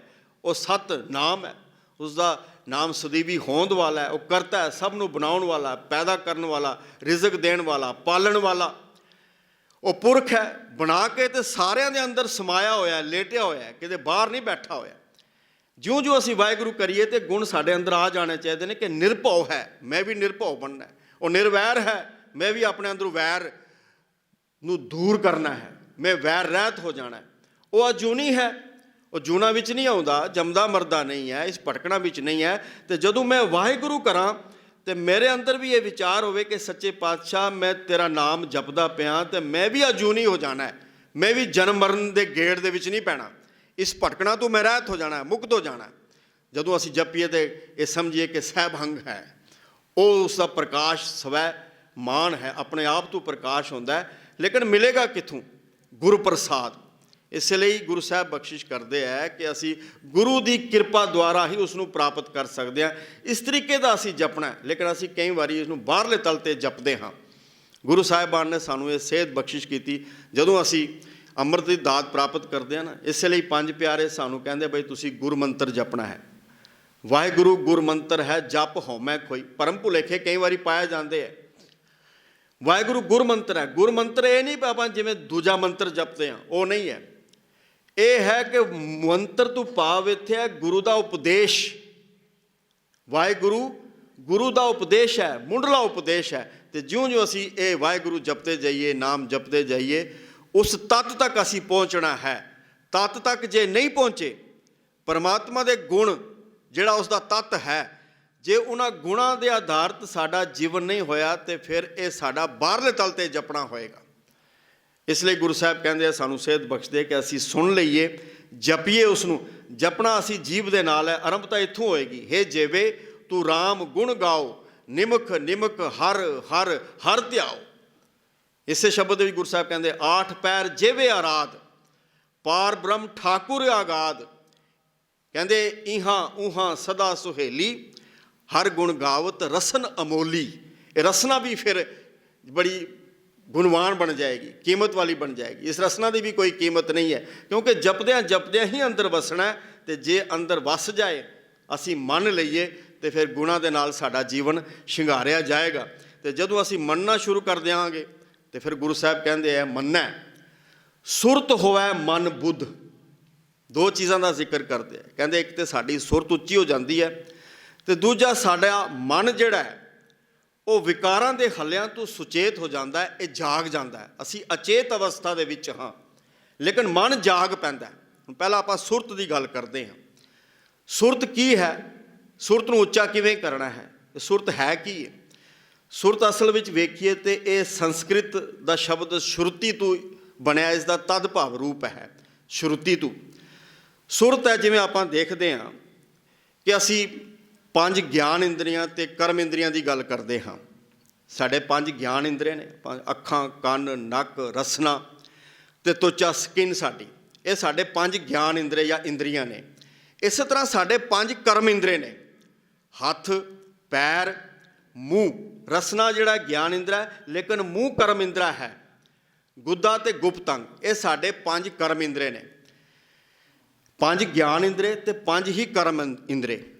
ਇਸੇ ਤਰ੍ਹਾਂ ਵਿਦਵਾਨ ਇਹ ਜ਼ਿਕਰ ਕਰਦੇ ਕਿ ਸਾਡੀ ਇੱਕ ਇਹ ਪੰਜ ਗਿਆਨ ਇੰਦਰੇ ਅਤੇ ਕਰਮ ਇੰਦਰੇ ਜਿੱਥੇ ਸਾਨੂੰ ਨਜ਼ਰ ਆਉਂਦੇ ਹੈ, ਇਹ ਦ੍ਰਿਸ਼ਟਮਾਨ ਨੇ, ਇਹਨਾਂ ਦਾ ਸਰੂਪ ਹੈ, ਇਹਨਾਂ ਦਾ ਆਕਾਰ ਹੈ। ਅੱਖਾਂ ਸਾਨੂੰ ਨਜ਼ਰ ਆਉਂਦੀਆਂ, ਤੁਸੀਂ ਮੇਰੀਆਂ ਅੱਖਾਂ ਵੇਖ ਸਕਦੇ ਹੋ, ਮੈਂ ਤੁਹਾਡੀਆਂ ਵੇਖ ਸਕਦੇ ਹਾਂ। ਨੱਕ ਹੈ, ਕੰਨ ਨੇ, ਰਸਨਾ ਹੈ। ਲੇਕਿਨ ਇੱਕ ਇੰਦਰੀ ਹੈ ਸਾਡੀ ਅੰਦਰ ਦੀ, ਜਿਸ ਨੂੰ ਅੰਤःਕਰਨ ਕਹਿੰਦੇ ਹਾਂ। ਇਹ ਇੱਕ ਪੰਜ ਗਿਆਨ ਇੰਦਰੇ ਅਤੇ ਪੰਜ ਕਰਮ ਇੰਦਰੇ, ਲੇਕਿਨ ਇੱਕ ਇੰਦਰੀ ਅੰਦਰ ਦੀ ਹੈ, ਅੰਤःਕਰਨ। ਅੰਤःਕਰਨ ਦੀ ਜਿਹੜੀ ਇੰਦਰੀ ਹੈ, ਉਸ ਦਾ ਸਰੂਪ ਦੱਸਦੇ ਵਿਦਵਾਨ ਕਿ ਇਸ ਦੇ ਵਿੱਚ ਕੀ ਚੀਜ਼ਾਂ ਆਉਂਦੀ ਹੈ। ਸੁਰਤ ਹੈ, ਮਤ ਹੈ, ਮਨ ਹੈ, ਬੁੱਧ ਹੈ, ਚਿੱਤ ਹੈ। ਲੇਕਿਨ ਅਸੀਂ ਜਦੋਂ ਗੁਰਮਤ ਦੇ ਪਰਿਪੇਖ ਦੇ ਵਿੱਚ ਗੁਰਮਤ ਦੇ ਨਾਲ ਸੰਬੰਧਿਤ ਵਿਦਵਾਨਾਂ ਦੀ ਗੱਲ ਕਰਦੇ ਹਾਂ, ਜਿਨ੍ਹਾਂ ਨੇ ਗੁਰਮਤ ਦੀ ਗੱਲ ਕੀਤੀ, ਤਾਂ ਉਹ ਕਹਿੰਦੇ ਆ ਸੁਰਤ ਹੈ, ਮਤ ਹੈ, ਮਨ ਹੈ, ਬੁੱਧ ਹੈ। ਇਹ ਅੰਤःਕਰਨ ਦੇ ਵਿੱਚ ਆਉਂਦੀਆਂ ਹਾਂ। ਅੰਤःਕਰਨ ਦੀ ਇੰਦਰੀ ਜਿਹੜੀ ਹੈ, ਇਹ ਉਸ ਦੇ ਵਿੱਚ ਆਉਂਦੀਆਂ। ਲੇਕਿਨ ਇਹ ਜਿਹੜੀਆਂ ਇੰਦਰੀਆਂ ਦਾ ਭਾਗ ਹੈ, ਅੰਤःਕਰਨ ਦੀ ਇੰਦਰੀਆਂ ਦਾ ਇਹ ਜਿਹੜਾ ਭਾਗ ਹੈ, ਚਾਹੇ ਸੁਰਤ ਹੈ, ਚਾਹੇ ਮਤ ਹੈ, ਚਾਹੇ ਮਨ ਹੈ, ਚਾਹੇ ਬੁੱਧੀ ਹੈ, ਇਹ ਬੜੀਆਂ ਆਪਸ ਦੇ ਵਿੱਚ ਨੇੜੇ ਦੀਆਂ ਨੇ। ਲੇਕਿਨ ਹੈ ਆਕਾਰ ਰਹਿਤ, ਇਹਨਾਂ ਦਾ ਕੋਈ ਆਕਾਰ ਨਹੀਂ ਹੈ, ਇਹਨਾਂ ਦਾ ਕੋਈ ਸਰੂਪ ਨਹੀਂ ਹੈ। ਇਹ ਅਦ੍ਰਿਸ਼ਟ ਨੇ। ਮਨ ਦਾ ਕੋਈ ਆਕਾਰ ਨਹੀਂ, ਸੁਰਤ ਦਾ ਕੋਈ ਆਕਾਰ ਨਹੀਂ, ਬੁੱਧੀ ਦਾ ਕੋਈ ਆਕਾਰ ਨਹੀਂ ਹੈ। ਇਸ ਤਰ੍ਹਾਂ ਸਾਡਾ ਚਿੱਤ ਹੈ, ਕੋਈ ਆਕਾਰ ਨਹੀਂ, ਇਹ ਆਕਾਰ ਰਹਿਤ ਨੇ। ਉਹ ਗਿਆਨ ਇੰਦਰੇ ਅਤੇ ਕਰਮ ਇੰਦਰੇ, ਉਹਨਾਂ ਦਾ ਆਕਾਰ ਹੈ, ਨਜ਼ਰ ਆਉਂਦੀਆਂ, ਲੇਕਿਨ ਇਹਨਾਂ ਦਾ ਕੋਈ ਆਕਾਰ ਨਹੀਂ ਹੈ। ਇਹ ਸੁਰਤ, ਇਹਨੂੰ ਆਪਾਂ ਕਈ ਵਾਰੀ ਧਿਆਨ ਨਾਲ ਵੀ ਜੋੜਦੇ ਹਾਂ, ਇਕਾਗਰਤਾ ਦੇ ਨਾਲ ਵੀ ਜੋੜਦੇ ਹਾਂ। ਜਿਵੇਂ ਗੁਰੂ ਸਾਹਿਬ ਕਹਿੰਦੇ ਆ ਨਾ, ਫਾਹੀ ਸੁਰਤ ਮਲੂਕੀ ਵੇਸ। ਧਿਆਨ ਕਹਿੰਦੇ, ਮੈਂ ਮਲੂਕੀ ਵੇਸ, ਮੇਰਾ ਬਾਹਰਲਾ ਲਿਬਾਸ ਜਿਹੜਾ ਫਕੀਰਾਂ ਵਾਲਾ ਤੇ ਹੈ, ਲੇਕਿਨ ਮੇਰੀ ਸੁਰਤ ਦੇ ਵਿੱਚ, ਭਾਵ ਮੇਰਾ ਧਿਆਨ ਇਸ ਪਾਸੇ ਹੈ, ਮੈਂ ਕਿਵੇਂ ਲੋਕਾਂ ਨੂੰ ਠੱਗਾਂ, ਠੱਗੀ ਵਿੱਚ ਫਸਾਵਾਂ। ਫਾਹੀ ਸੁਰਤ, ਫਸਾਉਣ ਵਾਲੀ ਮੇਰੀ ਸੁਰਤ ਹੈ, ਮੇਰਾ ਧਿਆਨ ਇਸ ਪਾਸੇ ਹੈ। ਇਹਨੂੰ ਧਿਆਨ ਨਾਲ ਵੀ ਜੋੜਿਆ ਗਿਆ, ਚਿੱਤ ਨਾਲ ਵੀ ਜੋੜਿਆ ਗਿਆ, ਲਿਵ ਦੇ ਨਾਲ ਵੀ ਅਸੀਂ ਸੁਰਤ ਨੂੰ ਜੋੜ ਕੇ ਵੇਖਦੇ ਹਾਂ। ਕਿਉਂਕਿ ਅਸੀਂ ਕਹਿੰਦੇ ਹਾਂ ਨਾ, ਕਈ ਵਾਰੀ ਜਦੋਂ ਅਸੀਂ ਕੰਸਨਟ੍ਰੇਸ਼ਨ ਦੀ ਗੱਲ ਕਰਦੇ ਹਾਂ, ਇਕਾਗਰਤਾ ਦੀ ਗੱਲ ਕਰਦੇ ਹਾਂ, ਗੁਰੂ ਸਾਹਿਬ ਕਹਿੰਦੇ ਨਾ, ਆਪਾਂ ਸੁਖਮਨੀ ਸਾਹਿਬ ਪੜ੍ਹਦੇ ਹਾਂ, ਸਾਵਧਾਨ ਏਕਾਗਰ ਚੀਤ, ਕਿ ਪਰਮਾਤਮਾ ਦਾ ਨਾਮ ਸੁਣਨਾ ਅਤੇ ਇਕਾਗਰ ਚਿੱਤ ਹੋ ਕੇ ਸੁਣੋ, ਉਹ ਹੈ ਸੁਰਤ। ਕਈ ਵਾਰੀ ਅਸੀਂ ਡਰਾਈਵ ਕਰਦੇ ਹਾਂ, ਜੇ ਸਾਡੀ ਸੁਰਤ ਜਾਂ ਸਾਡਾ ਧਿਆਨ ਨਾ ਹੋਵੇ, ਆਪਾਂ ਦੇਖਦੇ ਹਾਂ 1 ਸੈਕਿੰਡ ਦੇ ਵਿੱਚ ਐਕਸੀਡੈਂਟ ਹੋ ਸਕਦਾ ਹੈ। ਸੁਰਤ ਥੋੜ੍ਹੀ ਜਿਹੀ ਵੀ ਖਿੰਡ ਪਿੰਡ ਜਾਏ, 1 ਮਿੰਟ ਦੇ ਵਿੱਚ ਐਕਸੀਡੈਂਟ ਹੋ ਜਾਏਗਾ। ਆਪਾਂ ਕਈ ਵਾਰੀ ਗੱਡੀ ਡਰਾਈਵ ਕਰਦੇ ਹਾਂ, ਸਾਨੂੰ ਅੱਖ ਲੱਗ ਜਾਂਦੀ ਹੈ, ਨਿੰਦਰ ਦਾ ਝਟਕਾ 1 ਮਿੰਟ ਦੇ ਵਿੱਚ ਆ ਜਾਂਦਾ, ਉਸ ਲਈ ਸਾਡੀ ਸੁਰਤ ਕੰਮ ਨਹੀਂ ਕਰਦੀ ਅਤੇ ਇੱਕਦਮ ਐਕਸੀਡੈਂਟ ਹੋ ਜਾਂਦਾ। ਗੁਰੂ ਸਾਹਿਬ ਇਹ ਗੱਲ ਕਹਿੰਦੇ, ਇਹ ਸੁਰਤ ਹੈ। ਸੁਰਤ ਜੇ ਖਿੰਡ ਪੁੰਡ ਜਾਏ, ਅਤੇ ਇਹ ਸਾਨੂੰ ਬਾਹਰਲੇ ਤਲ 'ਤੇ ਸੰਸਾਰ ਦੇ ਵਿੱਚ ਖਚਿਤ ਕਰ ਦਿੰਦੀ ਹੈ, ਕਿਉਂਕਿ ਸੁਰਤ ਜਿਹੜੀ ਹੈ ਇਹ ਜਿਹੜੀਆਂ ਅੰਦਰ ਅੰਤःਕਰਨ ਦੀਆਂ ਜਿਹੜੀਆਂ ਇੰਦਰੀਆਂ ਜਿਨ੍ਹਾਂ ਨੂੰ ਅਸੀਂ ਕਹਿੰਦੇ ਹਾਂ, ਇਹ ਕੀ ਕਰਦੀਆਂ ਨੇ, ਜਿਹੜੇ ਬਾਹਰਲੇ ਗਿਆਨ ਇੰਦਰੇ ਨੇ ਉਹਨਾਂ ਕੋਲੋਂ ਗਿਆਨ ਲੈਂਦੀਆਂ। ਸੁਰਤ ਸਾਡੀ ਬਾਹਰਲੇ ਗਿਆਨ ਇੰਦਰੀਆਂ ਕੋਲ ਲੈਂਦੀ ਹੈ, ਗਿਆਨ ਹਾਸਲ ਬਾਹਰਲੇ ਕਰਦੀ ਹੈ, ਲੇਕਿਨ ਉਹਨਾਂ ਨੂੰ ਇਕਸੁਰ ਕਰਦੀ ਹੈ ਆਪਣੇ ਆਪ ਦੇ ਵਿੱਚ। ਜਿਵੇਂ ਹੁਣ ਫਰਜ਼ ਕਰੋ, ਜੇ ਅਸੀਂ ਅੱਖਾਂ ਸਾਡਾ ਗਿਆਨ ਲੈਂਦੀਆਂ ਨੇ, ਅੱਖਾਂ ਦੇਖਦੀਆਂ ਮਾੜਾ ਚੰਗਾ ਵੇਖਦੀਆਂ, ਕੰਨ ਸਾਡੇ ਮਾੜਾ ਚੰਗਾ ਸੁਣਦੇ ਹੈ, ਅਸੀਂ ਚੰਗਾ ਵੀ ਕਰਦੇ ਹਾਂ ਅਤੇ ਮਾੜਾ ਵੀ ਕਰਦੇ ਹਾਂ, ਕਿਉਂਕਿ ਦੋਵੇਂ ਚੀਜ਼ਾਂ ਨਾਲ ਨਾਲ ਚੱਲਦੀਆਂ। ਇੱਥੇ ਚੰਗਿਆਈ ਵੀ ਹੈ ਅਤੇ ਬੁਰਿਆਈ ਵੀ ਹੈ। ਹੁਣ ਤੁਸੀਂ ਅੱਖਾਂ ਦੇ ਨਾਲ ਮਾੜਾ ਵੇਖ ਰਹੇ ਹੋ, ਵਿਸ਼ਾ ਥੋੜ੍ਹਾ ਫਿਲਾਸਫੀਕਲ ਹੈ, ਆਪਾਂ ਜੇ ਇਹੀ ਗੱਲ ਜਿਹੜੀ ਸੁਰਤ ਦੀ ਗੱਲ ਕਰ ਰਹੇ ਹਾਂ, ਜੇ ਸੁਰਤ ਇਸ ਪਾਸੇ ਹੋਏਗੀ, ਧਿਆਨ ਇਸ ਪਾਸੇ ਹੋਏਗਾ ਤਾਂ ਸਮਝ ਆਣੀ ਹੈ। ਹੁਣ ਅੱਖਾਂ ਸਾਡਾ ਮਾੜਾ ਵੀ ਵੇਖਦੀਆਂ ਅਤੇ ਚੰਗਾ ਵੀ ਵੇਖਦੀਆਂ, ਕੰਨ ਸਾਡੇ ਮਾੜਾ ਵੀ ਸੁਣਦੇ ਆ ਅਤੇ ਚੰਗਾ ਵੀ ਸੁਣਦੇ ਆ, ਅਸੀਂ ਮਾੜਾ ਵੀ ਕਰਦੇ ਹਾਂ ਕਦੀ ਅਤੇ ਕਦੀ ਚੰਗਾ ਕਰਨ ਦਾ ਵੀ ਖਿਆਲ ਸਾਡੇ ਅੰਦਰ ਪੈਦਾ ਹੁੰਦਾ ਹੈ। ਲੇਕਿਨ ਜਿਹੜੀ ਇਹ ਅੰਤःਕਰਨ ਹੈ, ਜਿਹੜੀਆਂ ਇਹ ਅੰਤःਕਰਨ ਇੰਦਰੀ ਦਾ ਭਾਗ ਹੈ, ਚਾਹੇ ਉਹ ਸੁਰਤ ਹੈ, ਮਤ ਹੈ, ਮਨ ਦੀ ਗੱਲ ਬਾਅਦ ਹੀ ਕਰਾਂਗੇ, ਬੁੱਧੀ ਹੈ, ਜੇ ਇਹਨਾਂ ਨੂੰ ਸਾਧਿਆ ਹੋਵੇ ਤੇ ਫਿਰ ਤੁਸੀਂ ਅਗਰ ਮਾੜਾ ਵੇਖ ਵੀ ਰਹੇ ਹੋ ਅੱਖਾਂ ਦੇ ਨਾਲ, ਮਾੜਾ ਸੁਣ ਵੀ ਰਹੇ ਹੋ ਕੰਨਾਂ ਦੇ ਨਾਲ, ਮਾੜਾ ਕਰਨ ਦੀ ਤੁਹਾਡੇ ਅੰਦਰ ਕੋਈ ਬਿਰਤੀ ਪੈਦਾ ਵੀ ਹੁੰਦੀ ਹੈ, ਲੇਕਿਨ ਜੇ ਸਾਡੀ ਸੁਰਤ, ਮਤ, ਮਨ, ਬੁੱਧੀ ਇਹਨਾਂ ਨੂੰ ਸਾਧਿਆ ਹੋਇਆ ਤੇ ਫਿਰ ਮਾੜਾ ਵੇਖਿਆ ਹੋਇਆ ਸਾਡੇ ਉੱਪਰ ਜ਼ੋਰ ਨਹੀਂ ਪਾ ਸਕਦਾ। ਸਾਡੀ ਸੁਰਤ, ਉਹਨੇ ਮਾੜਾ ਤਾਂ ਵੇਖਿਆ ਅੱਖਾਂ ਨੇ, ਲੇਕਿਨ ਉਹ ਮਾੜਾ ਸੁਰਤ ਕਿਉਂਕਿ ਘੜੀ ਹੋਈ ਹੈ, ਸੁਰਤ ਕਿਉਂਕਿ ਉੱਚੀ ਹੋ ਚੁੱਕੀ ਹੈ, ਇਸ ਲਈ ਉਹ ਮਾੜਾ ਵੇਖਿਆ ਹੋਇਆ ਅੱਖਾਂ ਤੋਂ ਆਪਣੇ ਉੱਪਰ ਜ਼ੋਰ ਨਹੀਂ ਪਾਉਣ ਦਿੰਦੀ, ਪ੍ਰਭਾਵ ਨਹੀਂ ਪਾਉਣ ਦਿੰਦੀ ਸੁਰਤ ਆਪਣੇ ਉੱਤੇ। ਉਹ ਮਾੜਾ ਦੇਖ ਕੇ ਵੀ ਅਸੀਂ ਉਸ ਨੂੰ ਅਣਦੇਖਾ ਕਰ ਦਿੰਦੇ ਹਾਂ, ਅਸੀਂ ਮਾੜਾ ਸੁਣ ਕੇ ਵੀ ਅਣਸੁਣਿਆ ਕਰ ਦਿੰਦੇ ਹਾਂ, ਮਾੜੇ ਕਰਮ ਕਰਨ ਵਾਲੇ ਪਾਸੇ ਨਹੀਂ ਜਾਂਦੇ। ਜਦੋਂ ਇਹ ਅੰਦਰ ਦੀਆਂ ਜਿਹੜੀਆਂ ਅੰਤःਕਰਨ ਜਿਹੜੀ ਇੰਦਰੀ ਹੈ ਇਹਨੂੰ ਘੜਿਆ ਹੋਵੇ, ਕਿਉਂਕਿ ਇਹਨਾਂ ਨੇ ਗਿਆਨ ਬਾਹਰੋਂ ਲੈਣਾ ਹੈ, ਮਨ ਨੇ ਗਿਆਨ ਬਾਹਰੋਂ ਲੈਣਾ ਹੈ, ਸੁਰਤ ਨੇ ਗਿਆਨ ਬਾਹਰੋਂ ਲੈਣਾ ਹੈ, ਬੁੱਧੀ ਨੇ ਗਿਆਨ ਬਾਹਰੋਂ ਲੈਣਾ ਹੈ। ਲੇਕਿਨ ਜੇ ਇਹ ਚੀਜ਼ਾਂ ਘੜੀਆਂ ਹੋਈਆਂ ਨੇ ਤੇ ਫਿਰ ਬਾਹਰਲਾ ਲਿਆ ਹੋਇਆ ਗਿਆਨ ਜੇ ਮਾੜਾ ਹੈ ਤੇ ਮਾੜਾ ਸਾਡੇ ਉੱਤੇ ਪ੍ਰਭਾਵ ਨਹੀਂ ਪਾ ਸਕੇਗਾ। ਇਹ ਫਰਕ ਹੈ। ਇਸ ਲਈ ਗੁਰੂ ਸਾਹਿਬ ਕਹਿੰਦੇ ਆ ਇਸ ਸੁਰਤ ਨੂੰ ਘੜਨਾ ਬੜਾ ਜ਼ਰੂਰੀ ਹੈ। ਜੇ ਸੁਰਤ ਘੜੀ ਜਾਏ ਤੇ ਫਿਰ ਇਹ ਉਚਾਈ ਵਾਲੇ ਪਾਸੇ ਲੈ ਜਾਂਦੀ ਹੈ, ਲੇਕਿਨ ਜੇ ਸੁਰਤ ਘੜੀ ਹੋਈ ਨਾ ਹੋਵੇ ਇਹ ਸਾਡੇ ਜੀਵਨ ਦੇ ਵਿੱਚ ਖੰਡਾਅ ਪੈਦਾ ਕਰਦੀ ਹੈ। ਇਸ ਲਈ ਗੁਰੂ ਸਾਹਿਬ ਨੇ ਕਿਹਾ ਵੀ ਸੁਰਤ ਦਾ ਘੜਨਾ ਬਹੁਤ ਜ਼ਰੂਰੀ ਹੈ। ਆਪਾਂ ਇੱਕ ਸ਼ਬਦ ਪੜ੍ਹਦੇ ਹਾਂ ਨਾ, ਸੁਰਤ ਦੀ ਗੱਲ ਗੁਰੂ ਸਾਹਿਬ ਨੇ ਬਾਰ-ਬਾਰ ਕੀਤੀ ਹੈ। ਜਿਵੇਂ ਗੁਰੂ ਨਾਨਕ ਪਾਤਸ਼ਾਹ ਜੀ ਜਦੋਂ ਸਿੱਧਾਂ ਦੇ ਨਾਲ ਗਏ, ਉੱਥੇ ਵੀ ਉਹਨਾਂ ਨੇ ਕਿਹਾ ਵੀ ਇਹ ਸੰਸਾਰ ਦੇ ਵਿੱਚ ਅਸੀਂ ਰਹਿੰਦੇ ਹਾਂ ਅਤੇ ਸਾਨੂੰ ਮਾਇਆ ਤੰਗ ਕਰਦੀ ਹੈ। ਗੁਰੂ ਸਾਹਿਬ ਨੇ ਕਿਹਾ ਜੈਸੇ ਜਲ ਮੇਂ ਕਮਲ ਨਿਰਾਲਮ ਮੁਰਗਾਈ ਨੈਸਾਣੇ ਸੁਰਤ ਸ਼ਬਦ ਭਵਸਾਗਰ ਤਰੀਏ ਨਾਨਕ ਨਾਮ ਵਖਾਣੇ। ਕਹਿੰਦੇ ਤੁਸੀਂ ਚਲੋ ਸੰਸਾਰ ਦੇ ਵਿੱਚ, ਤਰੀਕਾ ਤੁਹਾਨੂੰ ਮੈਂ ਦੱਸਦਾ ਕਿ ਮਾਇਆ ਤੋਂ ਬਚ ਕੇ ਕਿਵੇਂ ਰਹਿਣਾ ਹੈ। ਕਹਿੰਦੇ ਜਿਵੇਂ ਮੁਰਗਾਬੀ ਰਹਿੰਦੀ ਨਾ ਪਾਣੀ ਦੇ ਵਿੱਚ, ਆਪਣੇ ਪੰਖ ਭਿੱਜਣ ਨਹੀਂ ਦਿੰਦੀ, ਜਿਵੇਂ ਕਮਲ ਦਾ ਫੁੱਲ ਚਿੱਕੜ ਦੇ ਵਿੱਚ ਖਿੜਦਾ ਹੈ ਲੇਕਿਨ ਉਸ ਦੀਆਂ ਪੰਖੜੀਆਂ ਨਹੀਂ ਭਿੱਜਦੀਆਂ, ਇਸੇ ਤਰ੍ਹਾਂ ਤੁਸੀਂ ਸੰਸਾਰ ਦੇ ਵਿੱਚ ਰਹੋ, ਲੇਕਿਨ ਤਰੀਕਾਕਾਰ ਕੀ ਅਪਣਾਓ ਕਿ ਆਪਣੀ ਸੁਰਤ ਦੇ ਵਿੱਚ ਗੁਰੂ ਦੇ ਸ਼ਬਦ ਨੂੰ ਵਸਾ ਲਵੋ, ਸੁਰਤ ਨੂੰ ਉੱਚਾ ਕਰੋ, ਸੁਰਤ ਸ਼ਬਦ, ਫਿਰ ਤੁਸੀਂ ਭਵ ਸਾਗਰ ਦੇ ਵਿੱਚੋਂ ਪਾਰ ਹੋ ਜਾਓਗੇ, ਫਿਰ ਤੁਹਾਨੂੰ ਮਾਇਆ ਕੁਝ ਨਹੀਂ ਕਵੇਗੀ।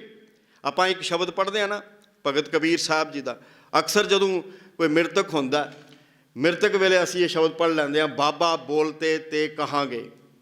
ਇਹ ਭਾਵੇਂ ਸ਼ਬਦ ਉੱਥੇ ਢੁਕਦਾ ਨਹੀਂ ਹੈ, ਭਾਵੇਂ ਬਾਣੀ ਆਪਾਂ ਕੋਈ ਕਿਸੇ ਖਾਸ ਸਮੇਂ ਦੇ ਨਾਲ ਨਹੀਂ ਢੁਕਾ ਕੇ ਪੜ੍ਹਨੀ ਹੈ, ਲੇਕਿਨ ਇਹ ਸ਼ਬਦ ਕਿਸੇ ਹੋਰ ਪਰਿਪੇਖ ਦੇ ਵਿੱਚ ਹੈ। ਇੱਥੇ ਗੁਰੂ ਸਾਹਿਬ ਭਗਤ ਕਬੀਰ ਸਾਹਿਬ ਨੇ ਉੱਚੀ ਅਵਸਥਾ ਦਾ ਜ਼ਿਕਰ ਕੀਤਾ ਹੈ, ਉਹ ਸੁਰਤ ਦੀ ਗੱਲ ਕਰਦੇ ਹੈ।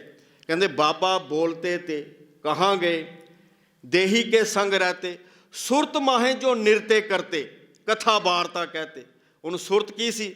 ਹਰ ਵੇਲੇ ਖਾਣ ਦੀਆਂ ਗੱਲਾਂ ਕਰਦੀ ਸੀ, ਪੀਣ ਦੀਆਂ ਗੱਲਾਂ ਕਰਦੀ ਸੀ, ਪਹਿਨਣ ਦੀਆਂ ਗੱਲਾਂ ਕਰਦੀ ਸੀ, ਹਰ ਵੇਲੇ ਇਸ ਦੇ ਅੰਦਰ ਵਾਸ਼ਨਾਵਾਂ ਰਹਿੰਦੀਆਂ ਸਨ, ਇਹ ਬੋਲ ਬੁਲਾਰਾ ਹਰ ਵੇਲੇ ਰਹਿੰਦਾ ਸੀ। ਅਤੇ ਲੇਕਿਨ ਭਗਤ ਕਬੀਰ ਸਾਹਿਬ ਕੀ ਕਹਿੰਦੇ ਆ, ਜਦੋਂ ਸੁਰਤ ਘੜੀ ਗਈ, ਗਗਨ ਨਗਰ ਇੱਕ ਬੂੰਦ ਨਾ ਬਰਖੈ ਨਾਦ ਕਹਾਂ ਜੋ ਸਮਾਨਾ ਪਾਰ ਬ੍ਰਹਮ ਪਰਮੇਸ਼ਰ ਮਾਦੋ ਪਰਮਹੰਸ ਲੈ ਸਿਧਾਨਾ।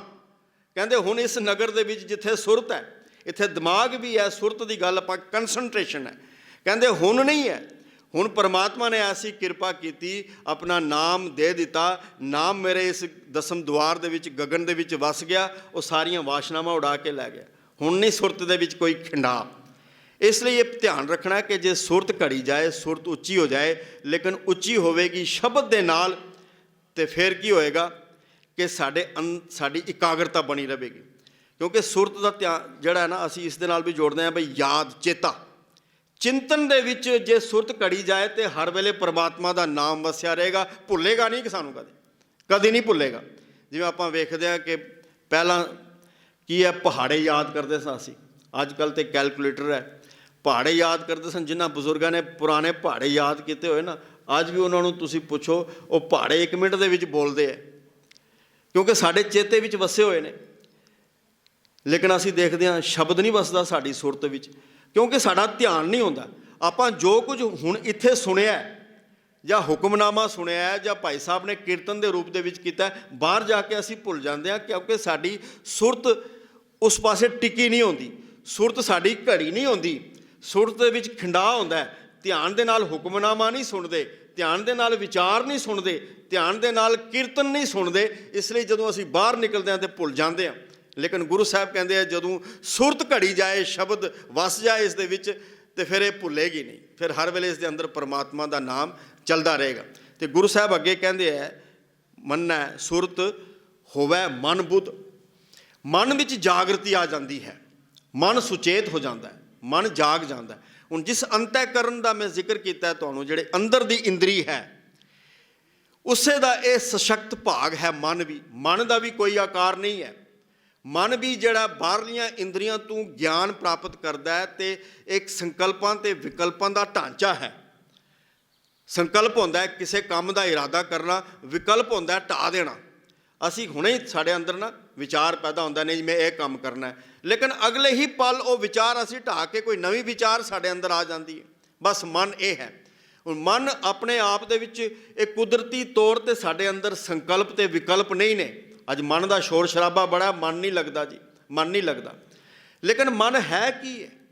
मन बाहरला जो ज्ञान प्राप्त करता है इन्हां इंद्रियां राही, उन्हां उसके अंदर जिहड़े संकल्प ते विकल्प पैदा होंदे है, जो विचार पैदा होंदे, उन्हां दा समूह मन है।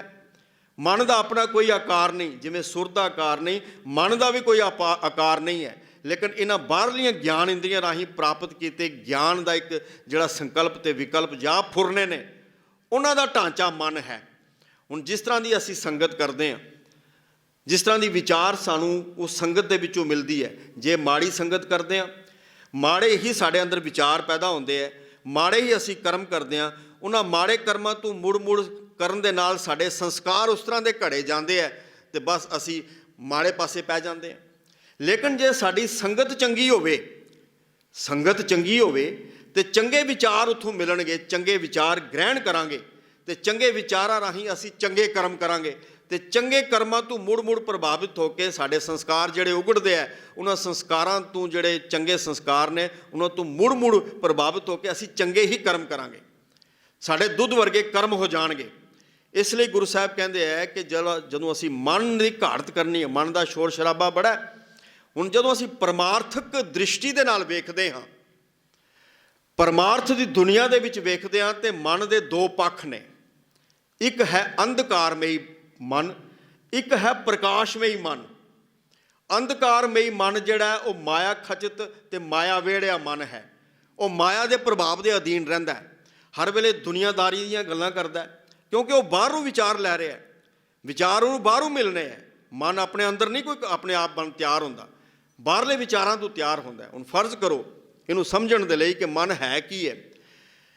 एक बच्चा है, एक बच्चे का जन्म होया, बच्चे दीयां अखां नहीं ने, बच्चा जमांदरू ही उसदियां अखां परमात्मा वालों नहीं ने, जां वो सुनण दी शक्ति उसदे विच नहीं है। बच्चा संसार दे विच आया, ना वो वेख सकदा है, ना वो सुन सकदा है, अन्ना बोला है। उसदे अंदर मन ये फुरने नहीं उठणगे, क्योंकि वो बाहरले संसार नूं नहीं वेख रहा, बाहरले संसार की विचारधारा नूं ग्रहण नहीं कर रहा, सुन नहीं रहा। उसदे मन दे फुरने ना चंगे ते ना माड़े होणगे। जदों भी असी बाहरों वेखदे हां, बाहरों कोई ज्ञान ਪ੍ਰਾਪਤ ਕਰਦੇ ਹਾਂ ਇਹਨਾਂ ਇੰਦਰੀਆਂ ਰਾਹੀਂ, ਅੱਖਾਂ ਰਾਹੀਂ, ਕੰਨਾਂ ਰਾਹੀਂ, ਤੇ ਫਿਰ ਕੀ ਹੁੰਦਾ ਹੈ ਕਿ ਸਾਡੇ ਵਿਚਾਰ ਅੰਦਰ ਪਨਪਦੇ ਆ, ਜਿਹੜੇ ਫੁਰਨੇ ਉੱਠਦੇ ਆ, ਉਹਨਾਂ ਦਾ ਸਮੂਹ ਮਨ ਬਣ ਜਾਂਦਾ ਹੈ। ਹੁਣ ਜਿਹੜਾ ਅੰਧਕਾਰਮਈ ਮਨ ਹੈ ਉਹ ਬਾਹਰਲੇ ਗਿਆਨ ਤੋਂ ਪ੍ਰਭਾਵਿਤ ਹੋ ਕੇ ਇਹਨਾਂ ਇੰਦਰੀਆਂ ਰਾਹੀਂ ਆਪਣਾ ਕੰਮ ਕਰਾਉਂਦਾ ਰਹਿੰਦਾ। ਇਹਨਾਂ ਇੰਦਰੀਆਂ ਰਾਹੀਂ, ਇਹਨਾਂ ਇੰਦਰੀਆਂ ਨੂੰ ਵੀ ਭਟਕਾ ਕੇ ਰੱਖਦਾ, ਸਵਾਦ ਲੈਂਦਾ ਰਹਿੰਦਾ। ਅੱਖਾਂ ਪਰਾਇਆ ਰੂਪ ਵੇਖਦੀਆਂ ਤੇ ਮਨ ਸਵਾਦ ਲੈਂਦਾ, ਕਹਿੰਦਾ ਨਹੀਂ ਨਹੀਂ, ਵਾਹ ਵਾਹ ਵਾਹ। ਜੇ ਦੁਨੀਆ ਦੀ ਨਜ਼ਰ ਦੇ ਵਿੱਚ ਕੋਈ ਖੁਸ਼ੀ ਮਾਣ ਰਿਹਾ ਸੰਸਾਰਿਕ ਤਲ 'ਤੇ, ਸਵਾਦ ਮੰਨ ਲੈਂਦਾ। ਜੇ ਰਸਨਾ ਖਾਈ ਜਾਂਦੀ ਹੈ ਸਵਾਦਲੇ ਪਦਾਰਥ, ਤੇ ਮਨ ਕਹਿੰਦਾ ਬਹੁਤ ਸਵਾਦ ਆਇਆ, ਕਿਉਂਕਿ ਇਹਨਾਂ ਇੰਦਰੀਆਂ ਰਾਹੀਂ ਕੰਮ ਕਰਾਉਂਦਾ ਹੈ ਮਨ। ਇਹ ਅੰਧਕਾਰਮਈ ਮਨ ਹੈ। ਔਰ ਇਸ ਦਾ ਜ਼ਿਕਰ ਗੁਰੂ ਸਾਹਿਬ ਨੇ ਬਾਣੀ ਦੇ ਅੰਦਰ ਕੀਤਾ। ਮਨ ਚੰਚਲ ਬਿਦ ਨਹੀਂ ਜਾਣਾ।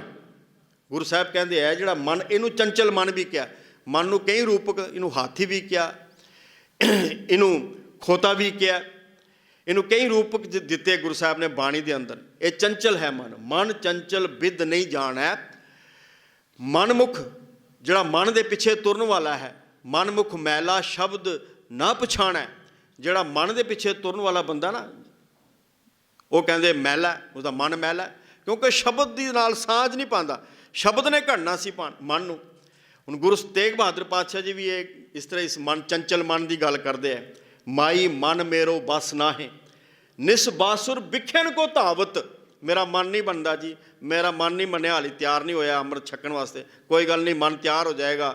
ਮਨ ਦੀ ਸਿੱਖੀ ਚਾਹੀਦੀ ਹੈ। ਜਿਹੜੇ ਮਨ ਦੇ ਪਿੱਛੇ ਤੁਰਨ ਵਾਲੇ ਹੈ ਨਾ, ਜਿਹੜੇ ਅੰਧਕਾਰਮਈ ਮਨ ਜਿਨ੍ਹਾਂ ਦੇ ਅੰਦਰ ਹੈ, ਉਹ ਇਸ ਤਰ੍ਹਾਂ ਦੀਆਂ ਗੱਲਾਂ ਕਰਦੇ ਆ। ਗੁਰੂ ਸਾਹਿਬ ਕਹਿੰਦੇ ਆ, ਮਾਈ ਮਨ ਮੇਰੋ ਬਸ ਨਾਹੇ, ਨਿਸ ਬਾਸੁਰ ਬਿਖਣ ਕੋ ਧਾਵਤ, ਕੇ ਬਿਦ ਰੋਕੂੰ ਤਾਏ। ਇਹ ਤੇ ਵਿਸ਼ੇ ਵਿਕਾਰਾਂ ਵਾਲੇ ਪਾਸੇ ਦੌੜਦਾ। ਕਿਵੇਂ ਰੋਕਾਂ ਇਸ ਨੂੰ, ਕਿਸ ਤਰੀਕੇ ਦੇ ਨਾਲ ਰੋਕਾਂ? ਲੇਕਿਨ ਦੂਜਾ ਮਨ ਹੈ ਪ੍ਰਕਾਸ਼ਮਈ ਮਨ। ਇੱਕ ਅੰਧਕਾਰਮਈ ਮਨ, ਪ੍ਰਕਾਸ਼ਮਈ ਮਨ ਹੈ, ਜਿਸ ਦੇ ਅੰਦਰ ਚਾਨਣ ਹੈ, ਜਿਸ ਦੇ ਅੰਦਰ ਗਿਆਨ ਹੈ। ਉਹ ਬਾਹਰਲੀਆਂ ਇੰਦਰੀਆਂ ਤੋਂ ਗਿਆਨ ਉਹ ਵੀ ਲੈ ਰਿਹਾ ਹੈ, ਲੇਕਿਨ ਉਹ ਕਿਉਂਕਿ ਮਨ ਘੜਿਆ ਹੋਇਆ ਹੈ। ਲੇਕਿਨ ਕਿਵੇਂ ਘੜਿਆ ਜਾਏਗਾ? ਕਹਿੰਦੇ ਜਿਹੜਾ ਪ੍ਰਕਾਸ਼ਮਈ ਮਨ ਹੈ ਉਹ ਰਹਿੰਦਾ ਇਸੇ ਸੰਸਾਰ ਦੇ ਵਿੱਚ ਹੈ। ਉਹਨਾਂ ਦਾ ਵੀ ਮਨ ਤਾਂ ਇਸੇ ਸੰਸਾਰ ਵਿੱਚ ਰਹਿ ਰਿਹਾ ਹੈ, ਲੇਕਿਨ ਉਹ ਸੰਸਾਰ ਦੇ ਵਿੱਚ ਖਚਿਤ ਨਹੀਂ ਹੁੰਦਾ। ਉਹ ਮਾਇਆ ਦੇ ਪ੍ਰਭਾਵ ਨੂੰ ਆਪਣੇ ਉੱਤੇ ਪੈਣ ਨਹੀਂ ਦਿੰਦਾ। ਉਹ ਮਾੜਾ ਵੇਖ ਕੇ ਵੀ ਉਸ ਨੂੰ ਇਗਨੋਰ ਕਰ ਦਿੰਦਾ, ਮਾੜਾ ਸੁਣ ਕੇ ਵੀ ਉਸ ਨੂੰ ਇਗਨੋਰ ਕਰੀ ਜਾਂਦਾ, ਮਾੜਾ ਕਰਨ ਵਾਲੇ ਪਾਸੇ ਜਾਂਦਾ ਹੀ ਨਹੀਂ ਹੈ। ਇਹ ਪ੍ਰਕਾਸ਼ਮਈ ਮਨ ਹੈ। ਤੇ ਕਿਵੇਂ ਘੜਿਆ ਜਾਏਗਾ ਪ੍ਰਕਾਸ਼ਮਈ? ਭਗਤ ਕਬੀਰ ਸਾਹਿਬ ਨੇ ਇਹਨਾਂ ਦੋਵਾਂ ਅਵਸਥਾਵਾਂ ਦਾ ਜ਼ਿਕਰ ਕੀਤਾ, ਜਿਹੜੀਆਂ ਮਨ ਦੀਆਂ ਦੋ ਅਵਸਥਾਵਾਂ ਨੇ। ਇਹ ਮਨ ਸ਼ਕਤੀ, ਇਹ ਮਨ ਸਿਓ, ਇਹ ਮਨ ਪੰਜ ਤਤ ਕੋ ਜੀਓ, ਇਹ ਮਨ ਲੈ ਜੋ ਉਨ ਮਨ ਰਹਿ ਤੋ ਤੀਨ ਲੋਕ ਕੀ ਬਾਤਾਂ ਕਹਿ। ਦੋਵਾਂ ਅਵਸਥਾਵਾਂ ਦਾ ਜ਼ਿਕਰ ਕਰਦੇ ਆ। ਅੰਧਕਾਰਮਈ ਮਨ ਕੀ ਕਰਦਾ ਹੈ? ਕਹਿੰਦੇ ਇਹ ਮਨ ਸ਼ਕਤੀ। ਕਹਿੰਦੇ ਜਿਹੜਾ ਅੰਧਕਾਰਮਈ ਮਨ ਹੈ ਉਹ ਮਾਇਆ ਦੇ ਵਿੱਚ ਖਚਿਤ ਰਹਿੰਦਾ, ਮਾਇਆ ਦੀਆਂ ਗੱਲਾਂ ਕਰਦਾ, ਪਦਾਰਥਾਂ ਦੀਆਂ ਗੱਲਾਂ ਕਰਦਾ। ਲੇਕਿਨ ਸਿਓ ਆਨੰਦ ਸਰੂਪ ਪਰਮਾਤਮਾ। ਲੇਕਿਨ ਉਹੀ ਮਨ ਜਿਹੜਾ ਜਦੋਂ ਆਨੰਦ ਸਰੂਪ ਪਰਮਾਤਮਾ ਦੇ ਨਾਲ ਜੁੜ ਜਾਂਦਾ ਤੇ ਫਿਰ ਉਸ ਆਨੰਦ ਦੀਆਂ ਗੱਲਾਂ ਕਰਦਾ। ਇਹ ਮਨ ਸ਼ਕਤੀ, ਇਹ ਮਨ ਸਿਓ, ਇਹ ਮਨ ਪੰਜ ਤਤ ਕੋ ਜੀਓ। ਕਿਉਂਕਿ ਸਰੀਰ ਸਾਡਾ ਬਣਿਆ ਪੰਜਾਂ ਤੱਤਾਂ ਦੇ ਨਾਲ, ਤੇ ਪੰਜਾਂ ਤੱਤਾਂ ਦੇ ਵਿੱਚ ਬਣੇ ਹੋਏ ਸਰੀਰ ਦੇ ਅੰਦਰ ਵੀ ਇਹ ਮਨ ਰਹਿੰਦਾ। ਮਨ ਅੰਦਰ ਹੀ ਹੈ। ਹੁਣ ਜਦੋਂ ਅਸੀਂ ਮਾਇਆ ਵੇੜਿਆ ਮਨ, ਜਿਹੜਾ ਅੰਧਕਾਰਮਈ ਮਨ ਹੈ, ਉਹ ਇਹਨਾਂ ਪੰਜਾਂ ਤੱਤਾਂ ਦੀ ਹੀ ਭਾਵ ਸਰੀਰ ਦੀ ਹੀ ਗੱਲ ਕਰਦਾ। ਸਰੀਰ ਲਈ ਖਾਣਾ ਵਧੀਆ ਚਾਹੀਦਾ, ਸਰੀਰ ਲਈ ਪਹਿਨਣਾ ਵਧੀਆ ਚਾਹੀਦਾ, ਸਰੀਰ ਦੇ ਲਈ ਸੁੱਖ ਮਾਣਨਾ ਵਧੀਆ ਸਾਧਨ ਚਾਹੀਦੇ ਨੇ। ਉਹ ਇੱਥੇ ਫਸ ਜਾਂਦਾ। ਭਗਤ ਕਬੀਰ ਸਾਹਿਬ ਕਹਿੰਦੇ ਇਹ ਅੰਧਕਾਰਮਈ ਮਨ ਹੈ। ਗੁਰੂ ਸਾਹਿਬ ਇਸ ਦਾ ਵੀ ਜ਼ਿਕਰ ਅੱਗੇ ਕਰਨਗੇ, ਆਪਾਂ ਵਿਚਾਰ ਕਰਾਂਗੇ। ਹੁਣ ਇਹ ਮਨ ਸ਼ਕਤੀ, ਇਹ ਮਨ ਸਿਓ, ਇਹ ਮਨ ਪੰਜ ਤਤ ਕੋ ਜੀਓ, ਇਹ ਮਨ ਲੈ ਜੋ ਉਨ ਮਨ ਰਹਿ। ਕਹਿੰਦੇ ਜਦੋਂ ਇਹੀ ਮਨ ਉਸ ਆਨੰਦ ਸਰੂਪ ਪਰਮਾਤਮਾ ਦੇ ਨਾਲ ਜੁੜ ਜਾਂਦਾ ਹੈ ਤਾਂ ਤੀਨ ਲੋਕ ਕੀ ਬਾਤਾਂ ਕਰੈ ਕਹਿ, ਭਾਵ ਕਿ ਇਹਨਾਂ ਤਿੰਨਾਂ ਭਵਨਾਂ ਦੀਆਂ ਗੱਲਾਂ ਕਰਨਾ ਸ਼ੁਰੂ ਕਰ ਦਿੰਦਾ ਹੈ। ਭਾਵ ਉਹ ਪਰਮਾਤਮਾ ਜੋ ਹਰ ਥਾਈਂ ਵਿਆਪਕ ਹੈ, ਵਸ ਰਿਹਾ ਹੈ, ਪਰਮਾਤਮਾ ਦੇ ਨਾਲ ਜੁੜਿਆ ਹੋਇਆ ਮਨ ਪਰਮਾਤਮਾ ਦੀਆਂ ਗੱਲਾਂ ਕਰਨਾ ਸ਼ੁਰੂ ਕਰ ਦਿੰਦਾ। ਇਸ ਮਨ ਦੇ ਅੰਦਰ ਐਸਾ ਪ੍ਰਕਾਸ਼ ਆ ਜਾਂਦਾ, ਚਾਨਣ ਆ ਜਾਂਦਾ। ਲੇਕਿਨ ਗੁਰੂ ਸਾਹਿਬ ਕਹਿੰਦੇ ਹੈ ਕਿ ਇਹ ਮਨ ਘੜਿਆ ਕਿਵੇਂ ਜਾਏਗਾ? ਉਹ ਜਿਹੜੇ ਪ੍ਰਕਾਸ਼ਮਈ ਮਨ ਹੈ, ਅੰਧਕਾਰਮਈ ਮਨ ਨੂੰ ਤਿਆਗ ਕੇ ਪ੍ਰਕਾਸ਼ ਵਾਲੀ ਅਵਸਥਾ ਵਿੱਚ ਕਿਵੇਂ ਆਏਗਾ? ਕਹਿੰਦੇ ਮਾਈ ਮੈਂ ਧਨ ਪਾਇਓ ਹਰ ਨਾਮ, ਮਨ ਮੇਰੋ ਧਾਵਨ ਤੇ ਛੁਟਿਓ, ਕਰ ਬੈਠੋ ਵਿਸ਼ਰਾਮ। ਹੁਣ ਟਿਕਾ ਤੇ ਆ ਗਿਆ, ਇਸ ਦੇ ਅੰਦਰ ਪ੍ਰਕਾਸ਼ ਹੋ ਗਿਆ, ਚਾਨਣ ਹੋ ਗਿਆ। ਪਹਿਲੇ ਕੀ ਸੀ? ਕਬਹੂ ਜੀੜਾ ਊਬ ਚੜਤ ਹੈ, ਉੱਪਰ ਚਲਾ ਗਿਆ, ਬੜੀ ਚੜ੍ਹਦੀ ਕਲਾ ਵਾਲੀਆਂ ਗੱਲਾਂ ਕਰਦਾ ਕਈ ਵਾਰੀ। कबहू जियड़ा ऊब चढ़त है, कबहू जाए प्याले, लोभी जियड़ा थिर ना रहत है, चारे कुंडा भाले। ਇਹ ਲੋਭ ਦੇ ਵਿੱਚ ਫਸਿਆ ਹੋਇਆ ਹੈ, ਹਰ ਪਾਸੇ 10 ਦਿਸ਼ਾਵਾਂ ਵਾਲੇ ਪਾਸੇ ਦੌੜ, ਚਾਰੇ ਪਾਸੇ ਦੌੜੀ ਜਾ ਰਿਹਾ, ਮੈਂ ਇੱਧਰ ਜਾਣਾ ਉੱਧਰ ਜਾਣਾ, ਇਸ ਤਰ੍ਹਾਂ ਕਰਨਾ ਉਸ ਤਰ੍ਹਾਂ ਕਰਨਾ। ਇਹ ਮਨ ਭਟਕਾ ਕੇ ਰੱਖਦਾ ਸਾਨੂੰ। ਲੇਕਿਨ ਹੁਣ ਕੀ ਹੋਇਆ, ਜਦੋਂ ਇਸ ਦੀ ਘਾੜਤ ਘੜੀ ਗਈ ਨਾਮ ਦੇ ਨਾਲ ਜੁੜ ਕੇ, ਤੇ ਗੁਰੂ ਸਾਹਿਬ ਗੁਰੂ ਤੇਗ ਬਹਾਦਰ ਪਾਤਸ਼ਾਹ ਜੀ ਕਹਿੰਦੇ ਮਾਈ ਕਿਸ ਦੇ ਨਾਲ ਘੜਿਆ ਗਿਆ, ਮੈਂ ਧਨ ਪਾਇਓ ਹਰ ਨਾਮ। ਜਿਸ ਨਾਮ ਦੀ ਗੱਲ ਆਪਾਂ ਆਰੰਭ ਦੇ ਵਿੱਚ ਕੀਤੀ ਸੀ, ਕੀ ਹੋਇਆ ਹੁਣ, ਨਿਸ ਬਾਸੁਰ ਬਿਖਨ ਕੋ ਧਾਵਤ, ਪਹਿਲੇ ਕਹਿੰਦੇ ਸਨ ਕਿ ਵਿਸ਼ੇ ਵਿਕਾਰਾਂ ਵਾਲੇ ਪਾਸੇ ਦੌੜਦਾ ਹੈ। ਹੁਣ ਕੀ ਹੈ, ਮਾਈ ਮੈਂ ਧਨ ਪਾਇਓ ਹਰ ਨਾਮ, ਮਨ ਮੇਰੋ ਧਾਵਨ ਤੇ ਛੁਟਿਓ। ਹੁਣ ਇਸ ਦੀ ਧਾਵਨੀ ਖਤਮ ਹੋ ਗਈ ਹੈ, ਹੁਣ ਨਹੀਂ ਦੌੜਦਾ। ਕਰ ਬੈਠੋ ਵਿਸ਼ਰਾਮ, ਮਾਇਆ ਮਮਤਾ ਤਨ ਤੇ ਭਾਗੀ, ਉਪਜੋ ਨਿਰਮਲ ਗਿਆਨ। ਪਹਿਲੇ ਮਾਇਆ ਦੀ ਮਮਤਾ ਸੀ, ਹਰ ਵੇਲੇ ਪਕੜ ਸੀ ਇਸ ਦੇ ਅੰਦਰ, ਉਹਨੋਂ ਖਤਮ ਹੋ ਗਈ ਹੈ। ਉਪਜੋ ਨਿਰਮਲ ਗਿਆਨ, ਪਰਮਾਤਮਾ ਦੇ ਨਾਲ ਇਸਨੇ ਡੂੰਘੀ ਸਾਂਝ ਕਾਇਮ ਕਰ ਲਈ। ਕਹਿੰਦੇ ਮਾਇਆ ਮਮਤਾ ਤਨ ਤੇ ਭਾਗੀ, ਉਪਜੋ ਨਿਰਮਲ ਗਿਆਨ। ਲੋਭ ਮੋਹ ਇਹ ਪਰਸ ਨਾ ਸਾਕੈ, ਗਹੀ ਭਗਤ ਭਗਵਾਨ। ਕਹਿੰਦੇ ਹੁਣ ਇਹ ਜਿਹੜੀ ਹੈ ਨਾ ਲੋਭ ਤੇ ਮੋਹ, ਇਹ ਮੇਰੇ ਅੰਦਰ ਪਕੜ ਨਹੀਂ ਕਰਦੇ। ਇਸ ਤਰੀਕੇ ਦੇ ਨਾਲ ਮਨ ਸਾਡਾ ਘੜਿਆ ਜਾਂਦਾ ਹੈ, ਮਨ ਦੀ ਘਾੜਤ, ਮਨ ਸੁਚੇਤ ਹੋ ਜਾਂਦਾ ਹੈ, ਜਾਗ ਜਾਂਦਾ ਹੈ। ਲੇਕਿਨ ਜਾਗੇਗਾ ਕਿਸ ਨਾਲ, ਪਰਮਾਤਮਾ ਦੇ ਨਾਮ ਦੇ ਨਾਲ। ਸਤਸੰਗਤ ਦੇ ਵਿੱਚ ਬੈਠਦੇ ਹਾਂ ਜਦੋਂ ਅਸੀਂ, ਸੁਚੇਤ ਹੋ ਜਾਂਦਾ, ਕਿਉਂਕਿ ਇਹਨਾਂ ਇੰਦਰੀਆਂ ਰਾਹੀਂ ਕੰਮ ਕਰਾਉਂਦਾ।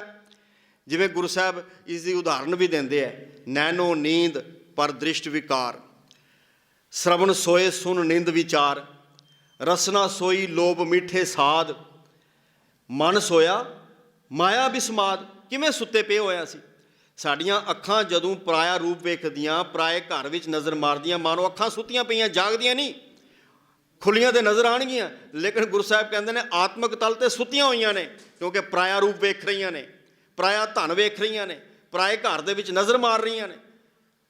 ਕਹਿੰਦੇ ਨੈਣੋ ਨੀਂਦ ਪਰ ਦ੍ਰਿਸ਼ਟ ਵਿਕਾਰ, ਇਹ ਵਿਕਾਰ ਹਾਵੀ ਹੋ ਗਿਆ। ਸ਼ਰਵਣ ਸੋਏ ਸੁਨ ਨਿੰਦ ਵਿਚਾਰ, ਕੰਨਾਂ ਨੂੰ ਪਤਾ ਨਹੀਂ ਲੱਗਦਾ ਕਿ ਮੈਂ ਨਿੰਦਿਆ ਸੁਣਨੀ ਹੈ ਜਾਂ ਪਰਮਾਤਮਾ ਦੀ ਸਿਫਤ ਸਲਾਹ ਸੁਣਨੀ ਹੈ, ਸੁੱਤੇ ਪਏ ਨੇ। ਰਸਨਾ ਸੋਈ ਲੋਭ ਮਿੱਠੇ ਸਾਧ, ਰਸਨਾ ਨੂੰ ਇਹ ਨਹੀਂ ਪਤਾ ਕਿ ਮੈਂ ਅੰਮ੍ਰਿਤ ਚੱਖਣਾ ਹੈ ਜਾਂ ਦੁਨੀਆ ਦੇ ਪਦਾਰਥਾਂ ਦੇ ਭੋਗ ਭੋਗੀ ਜਾਣੇ, ਜਾਂ ਸਟਾਲ ਖਾਈ ਜਾਣੇ ਹੈ, ਜਾਂ ਨਸ਼ੇ ਕਰੀ ਜਾਣੇ, ਇਹਨੂੰ ਨਹੀਂ ਪਤਾ, ਸੁੱਤੀ ਪਈ ਹੈ। ਮਨ ਸੋਇਆ ਮਾਇਆ ਬਿਸਮਾਦ, ਕਿਉਂਕਿ ਮਨ ਇਹਨਾਂ ਜਿਹੜੀਆਂ ਇੰਦਰੀਆਂ ਰਾਹੀਂ ਕੰਮ ਕਰਾਈ ਜਾ ਰਿਹਾ ਤੇ ਮਾਇਆ ਦੇ ਵਿੱਚ ਫਸਿਆ ਪਿਆ ਹੈ। ਮਨ ਸੋਇਆ ਮਾਇਆ ਬਿਸਮਾਦ। ਤੇ ਗੁਰੂ ਸਾਹਿਬ ਕਹਿੰਦੇ ਇਸ ਗ੍ਰਹਿ ਮੈਂ ਕੋਈ ਜਾਗਤ ਰਹਿ, ਸਾਬਤ ਵਸਤੂ ਆਪਣੀ ਲਹੈ।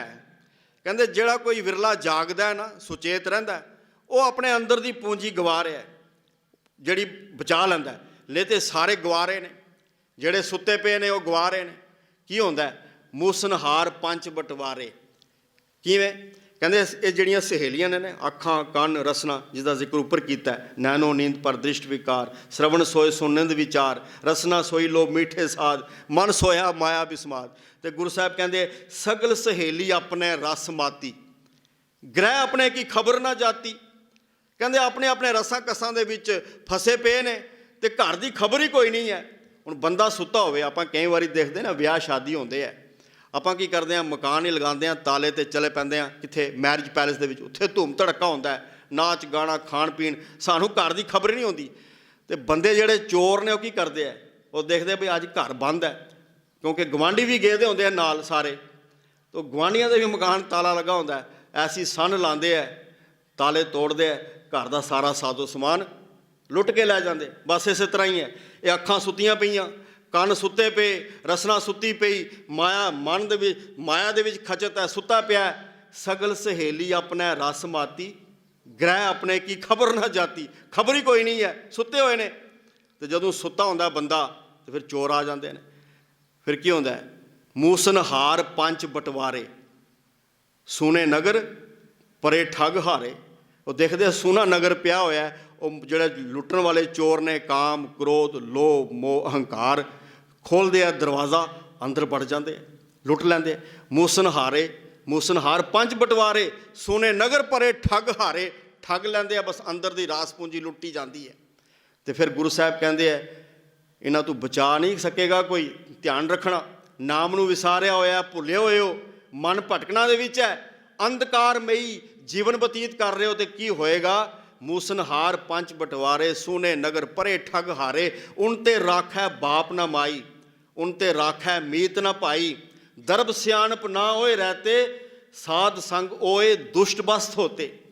कहते ना कोई उन्होंने तो बचा ही नहीं सकता, ना कोई माता पिता, ना कोई मित्र, ना कोई सखा, ना तुहाडी अपनी सियाणप दे नाल नहीं ये चोर निकलणगे बाहर, तुसी ठग पुणे तो बच नहीं सकोगे।